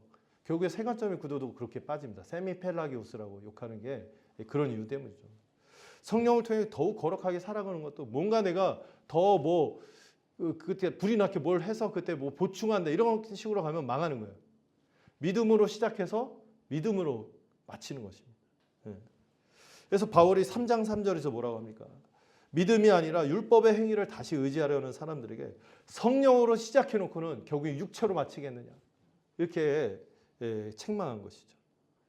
성령은요, 우리 자신이 아니라 누구를 보도록 한다고 했어요? 그리스도를 바라보도록 한다고 했잖아요. 그래서 이 투강 조명 사역 들어보셨죠? 투강 조명 뭔지 아시죠? 그 조형물이나 동상 같은 거 있을 때 조명이 어디 있는지를 몰라. 그런데 어딘가 조명이 있어서 그 조형물과 동상을 정말 찬란하게 비춰주는 것이 투강 조명인데, 이건 어디 있는지 몰라요. 그래서 성령의 성격을 뭐라고요? 수줍어하시는 제3의 위격이라고 하죠. 이 성령을 철저히 우리에게 누구를 비춰주기를 원하세요? 그리스도를 비춰주기를 원하고 그분을 바라보도록 하는 것이죠. 그래서 여러분, 처음 회심할 때만 아니라 그 처음 회심할 때 의롭다함을 얻도록 하시는 거, 이것뿐만 아니라 날마다 믿음으로 지속적으로 변화되며 자기가 아니라 하나님이 우리 삶 가운데서 선하게 역사하실 것을 소망하는 그 믿음을 가져야 하는 것이죠. 그래서 오늘 본문에 되게 중요한 표현이 있어요. 의의 소망을 기다린다. 이 믿음은 의의 소망을 기다리도록 하는 것이죠. 이 의의 소망은 아까 의롭다 선언받는 것은 이미 이루어졌죠. 선취하는 거지만 결국에 그 성격은 뭐라 했어요? 최종적인 성격이에요. 최후 법정에서 마지막 재림의 그때 의롭다고 선언되어서 구원받는 거예요. 그게 맞아요. 그래서 소망이라고 하는 거죠. 미래의 것으로. 그런데 그 영광을 지금 믿음으로 미리 취해서 누리고 장차 확실히 이루어질 것을 학수고대하며 바라보는 것입니다. 그게 믿음이에요. 의의 소망을 기다리는 거죠. 이 의의 소망은 확실하고 또 우리 또한 확신하기 때문에 기다리는 것이죠. 우리는 장차 이루어질 구원을 기다리는 거지. 여러분, 오해하면 안 되는 게 기다리는 거지 이를 위해서 일하는 게 아닌 거죠. 스토트가 그 표현을 써서 참 인상적이었어요. 우리는 소망을 기다리는 것이지 그것을 위해 일하지 않는다. 표현이 멋지더라고요. 우리는 장차 이루어질 구원을 기다리는 것이지 이를 위해 일하지 않는다. 단지 믿음으로 기다린다. 이를 확보하기 위해서 뭔가 조바심을 갖고 애쓰는 것이 아니라 오직 십자가에서 죽으신 그리스도 2000년 전에 그 실체, 그 역사적 실체 이걸 믿고 이게 우리 주관적인 느낌과 뭐 체험과 뭐 영향 받나요? 아니잖아요. 그 일어난 사실을 믿고 이것을 가지고 의의 소망을 기다리는 거예요. 그리고 이 믿음은 그리스도를 믿는 것이기에 그 그리스도로 우리를 충만하게 하는 것입니다. 그래서 여러분들 몇 개 그 용어가 믿음, 그리스도와 연합, 성령 이게 연동된다고 했잖아요. 우리가 성령 충만한다 할 때 여러분 믿음으로 충만해진다. 그리스도로 충만해진다. 또 이 충만은요 결코 혼자 충만할 수가 없어요. 혼자 충만 이러면은 이제 약간 조증이에요.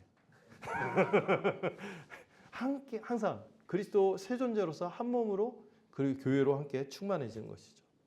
이 그리스도로 충만하다, 믿음으로 충만하다, 성령으로 충만하다 이게 같은 말인 거예요. 그리스도 안에서 우리는 복과 은혜를 충만하게 누리는 것이죠. 이 복은 성령이 교회를 통해 더 구체적으로 누리게 하는 거예요. 여기까지 우리 생각이 딱 진전이 되겠죠. 그래서 성령님이 하나 되게 하신다고 했어요. 성령님이 하나 되게 하심으로 말미암아 우리가 지금도 이 충만을 누리는 것입니다. 죽어서만 천국 가서 누리는 게 아니라 지금도 우리가 성령 충만, 믿음 충만, 그리스도 충만 그랬을 때 우리가 그리스도로 인해서 새 존재가 됐다는 것은 이제 우리는 개인적 존재가 아니에요. 교회로 존재하게 되거든요. 그래서 교회로 함께 충만한 존재로 살아가는 것이죠. 그래서 예수님이 영생을 받지 못할 나를 믿고 따르는 자는 영생을 받지 못할 자가 없을 뿐더러 내세뿐만 아니라 현세에서도 몇 배? 100배 축복을 받는다고 했어요. 여러분 100배 아버지와 엄마가 생긴다. 이게 뭐냐 교회를 얘기하는 거예요. 교회로서 우리가 충만해지는 거죠.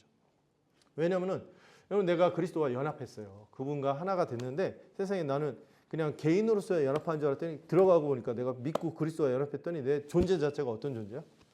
포도나무처럼 무성한 가지로 서로 연결되어 있는 그런 교회적 존재로 이미 존재하게 됐다는 거예요. 그래서 거듭난 사람은요 혼밥을 싫어한다. 함께하고 막 이렇게 하는 거죠. 그래서 옛날에 그 중세 수도사들이 주상성자라고 있거든요. 기둥 위에 올라서 막 눈이 오나 혼자 지극한 하나님과의 뭐 합의를 추구하고 그 후대 역사가들이 얘기했어요. 그 올라가서 그 돛 닦은 사람들이 성자가 아니라 아이고 우리 수산이 오늘 굶으면 어떠나 하고 부지런히 사다리 타고 올라갔던 이 사환들이 오히려 성자들이다. 우리 그런 식으로 충만하게 살아가는 것이죠. 믿음으로, 그리스도로, 성령으로, 교회로 충만해지는 것입니다. 그래서 바울이 얘기하는 건 우리가 그리스도 안에서 할례를 받았냐? 또 그거 가지고도 또 공로로 얘기하는 사람. 아유 무식해갖고 할례를 받았네. 할례를 받지 않았냐? 이거 가지고도 또 자랑해. 이것도 상관없다는 거예요. 그것은 어떤 효력도 나타내지 않아요. 그러나 믿음은 반드시 뭐를 불러일으켜요? 사랑을 불러일으킨다. 사랑으로 역사한다. 그런데 중요한 건 관계예요. 믿음이 원인이에요. 사랑은 결과죠. 믿음이 주체인 거예요. 이걸 카톨릭이 이걸 뭉갰어요. 의화라고 해갖고 칭의와 성화를 뭉개고 믿음과 사랑을 뭉갰어요. 이거는 분리할 수 없는 실체이지만 구분을 해야 돼요. 믿음이 주체예요. 믿음으로 시작해서 사랑이 역사하는 거죠. 이런 식으로 이제 뭉개할 때 이제 반펠라기우스가 되는 거죠. 처음에 은혜로 구원받는데 나중에 네가 열심히 사랑하고 애써고 그래야지 교회 생활 열심히 하고 해야지 네 구원이 보장받는다. 이러면 이제 중세로 돌아가는 거죠. 그게 아닌 거죠. 구원의 확신을 얻을 수가 없어요. 그런 신앙 체제에서는 구원의 확신을 얻을 수가 없어요. 하늘의 것을 누릴 수가 없다니까요. 늘 루터처럼 막 무릎에 피가 나도록 막 계단에 올라가고 채찍을 치고 보석하고 막 오늘도 죄를 지었습니다. 그러니까 수사가 그만하라 지겹다. 뭐 이런 이 좌절, 이 역에서 벗어날 수가 없는 거예요. 그리고 바울이 이 율법주의만큼 반율법주의가 문제라고 했잖아요. 이 율법 폐기론에 문제가 있는데 그리스도와 연합이 그거를 해결하는 거예요. 이 믿음이 반드시 참된 믿음은 반드시 뭐로 역사하게 된다? 사랑으로 역사하게 된다는 거죠. 그 은혜가 우리를 강권해서 그렇게 살게끔 한다는 거예요. 오직 그리스도로 이 역시도 충분한 것입니다. 그리스도의 모든 은혜를 믿음으로 누리게 성령으로 말미암아 그리스도의 생명으로 우리가 새롭게 되는 거죠. 이 새롭게 됨은 반드시 어떻게 드러나요? 그리스도 안에서 하나 된 존재로 바뀜으로, 한 몸으로 서로를 여기게 됨으로 이 새롭게 됨이 나타나는 거예요. 그래서 우리가 서로 사랑하게 되는 것이죠. 이거를 한 성령을 마심으로, 이 표현으로 또 쓰기도 합니다. 한 성령을 마심으로 새로운 피조물이 됐고 이제 우리는 근본적인 존재의 변화가 된 것이죠. 원래 율법의 요구가 뭐죠? 이웃을 내 몸처럼 사랑하라. 할 수 있습니까? 내 몸도 사랑 잘 못하는데. 그런데 이게 어떻게 가능해요? 이제 더 이상 그 사람들이 다른 사람이 아니고 내 몸이 돼버린 거예요. 이건 사람이 할 수 없어요. 그리스도 안에서 십자가가 이루신 일. 한 몸이 될 때만 되는 거예요. 교회적 전제로 바뀐 거예요. 서로를 한 몸으로 받아들이기 때문에 이 사랑하라는 계명이요, 부담스러운 숙제가 아니에요. 당위로 다가오는 것이 아니에요. 본성적으로 우리가 그렇게 되도록 굳은 마음을 제거해버리고 부드러운 마음을 주신다. 이 율법을 사랑하고 행할 마음과 능력을 주시는 이 세원에게 은총, 그리스도와 연합, 믿음, 성령의 역사가 우리 안에 나타나기 때문에 반드시 사랑의 열매를 맺게 돼 있다는 겁니다. 이거를 가르치지 않으면 또 문제가 생겨요. 하나님의 사랑과 그리스도의 사랑이 우리의 심령을 강건하십니다. 그래서 십자가 은혜로 자발적으로 사랑하게 되는 것이죠. 여러분 생각해 보세요. 왜 교회 안에서 지치고 패배주의에 빠지고 그거 해봐야 그거 별거 없더라. 냉소주의에 빠지고 막 새로 어떤 목사님이 오고 또 누가 와서 의욕적으로 우리 교회에서 이거 할까요? 해봤는데 안 돼. 막 이러고 결국에 사람은 지 인생 지가 사는 거야. 막 이런 식으로 막 이렇게 빠지는 거죠. 이게 왜냐하면은 이 율법주의의 굴레 여전히 있기 때문에 은혜의 수단을 행해도 은혜로 하는 것이 아니라 옛사람의 방식, 인위적인 열심과 이 자기를 부추기는 시도들로 하기 때문에 이렇게 망하는 것이죠. 그리스도에게로 가야 합니다.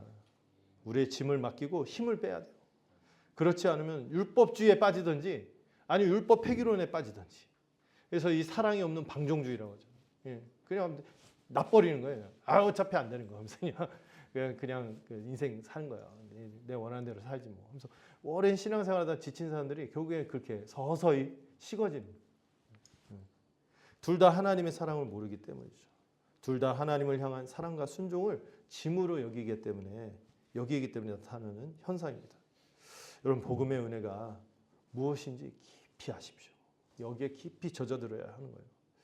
하나님이 내가 무엇을 하기 때문이 아니라 나를 있는 모습 그대로 받으심을 알아야 합니다. 이렇게 아는 저조차도 가끔 막 뭐 좀 해야 되지 않나?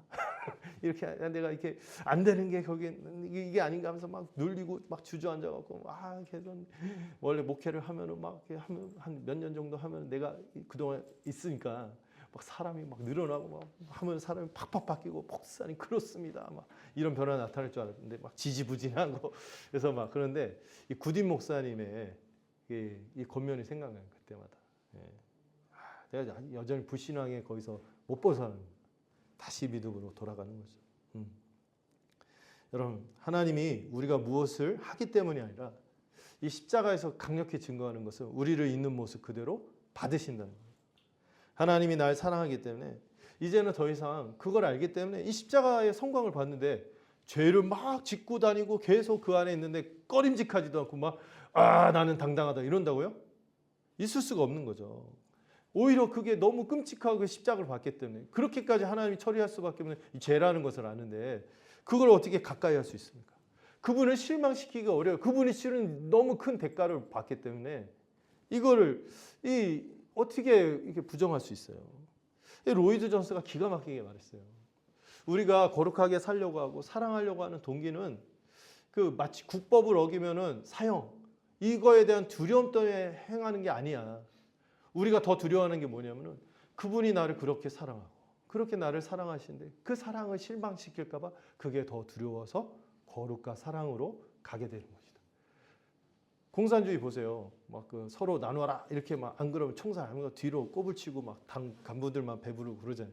근데 초대교회는 어때요? 이 그리스도를 믿는 믿음으로 살아갔던 그들이 서로 한 몸이 되었고 그리스도의 사랑이 그들을 강건했기 때문에 그렇게 하라고 하지 않아도 안 하면은 총살 이게 아니라 그냥 그들이 내 몸이야. 그리스도의 사랑이 강건해. 그래서 그렇게 살아낸 거예요. 그래서 여러분들 우리가 은혜 수단을 맡은 일꾼들이잖아요. 여러분 우리 복음 전할 때 설교할 때 내가 혹시 율법이나 자기의를 부추기는 또 복음을 오해해서 방종주의로 또 잘못 오해해서 하지 않도록 잘 유의해서 가르쳐야 되고, 특별히 제가 오늘 키워드 중에 하나가 은혜의 수단이 은혜 자체가 아니기 때문에 은혜의 수단이 진정으로 은혜가 되도록 해야 하는 것입니다. 말씀이나 우리가 기도하는 것이나 우리가 성례에 참여하는 것이나 교회의 모든 삶이 은혜의 수단들인데 이 모든 것에 초점이 있어요. 그리스도와 그분의 사랑을 누리도록 하는 것이죠. 제가 몇 번 예를 드는 얘기인데 주일 공예배 설교가 누구죠? 갑자기 생각이 안 나네. 학자 이름 생각이 안 나는데 나중에 생각나면 말씀드릴게요. 확실히 배드 섹터가 많이 생겼어. 자, 주일 공예배 설교가 뭐와 같다냐면 주일이 결혼기념일이라는 거예요. 여러분들 그 결혼 생활 하신 분들은 알지만 결혼기념일에 아내가 뭘 기대할까요? 남편한테 오늘 무엇인가 새로운 정보를 알아올까? 뭔가 재밌는 얘기를 해줄까? 이거를 기대할까요?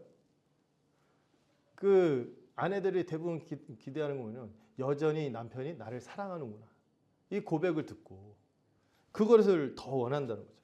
우리가 주일은 결혼기념일이라는 거예요. 매 주일이 그리스도의 사랑을 다시 재확인하고 그분의 사랑을 여전히 우리가 받고 있으며 그분의 사랑 안에서 거한다는 것을 깨닫는 것이 우리의 사역의 초점인 거예요.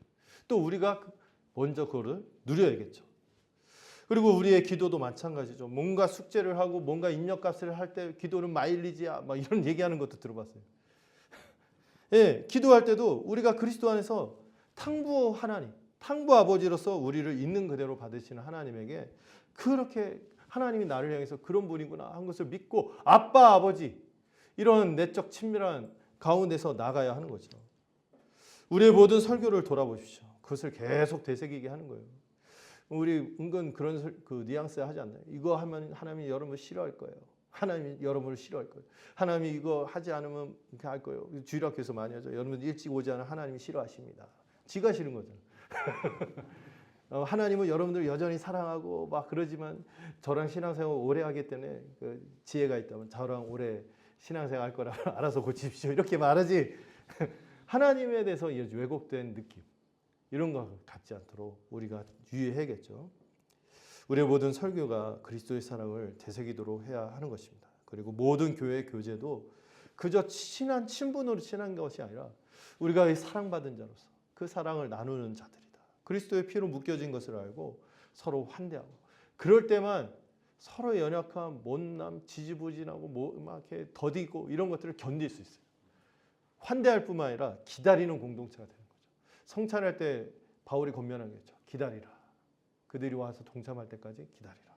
이렇게 기다리고 지체로 받게 되는 것입니다. 기도하겠습니다. 오늘 말씀을 이전에 이 자유가 무엇인지 또 우리가 이제 종노릇하지 않고 아들로 살아가는 이 신앙생활이 무엇인지 오늘 본문을 통해서 살펴봤고 이제 할례나 어떤 그런 헛된 행위들이 아니라 그리스도 안에 있는 믿음이 우리를 의롭다 함으로 이끌 뿐만 아니라 우리로 사랑으로 역사하는 그 믿음의 그 비밀이 여기에 담겨 있다는 것을 오늘 깨달으시기를 바랍니다. 제가 기도하고 우리 연이어서 기도 인도하시는 분이 나와서 기도할 텐데 잠깐 제가 기도하고 나서 계속해서 기도하도록 하겠습니다. 하나님 아버지, 우리가 이미 십자가에서 그리스도와 함께 옛사람이 죽고 그리스도와 함께 새 사람으로 다시 살아났음을 깊이 믿고 살아가도록 붙들어 주시옵소서. 우리를 둘러싼 열악한 환경과 우리의 육체의 연약함이 있지만 우리를 사랑하시고 자기 몸을 버리신 하나님의 아들이신 예수님을 믿는 믿음으로 살도록 우리를 붙들어 주시옵소서. 우리가 이미 자유자가 되었음을 기억하고 종의 멍에를 지도록 하는 율법주의를 이 자기의를 경계하고 자유를 누리도록 우리를 붙들어 주소서.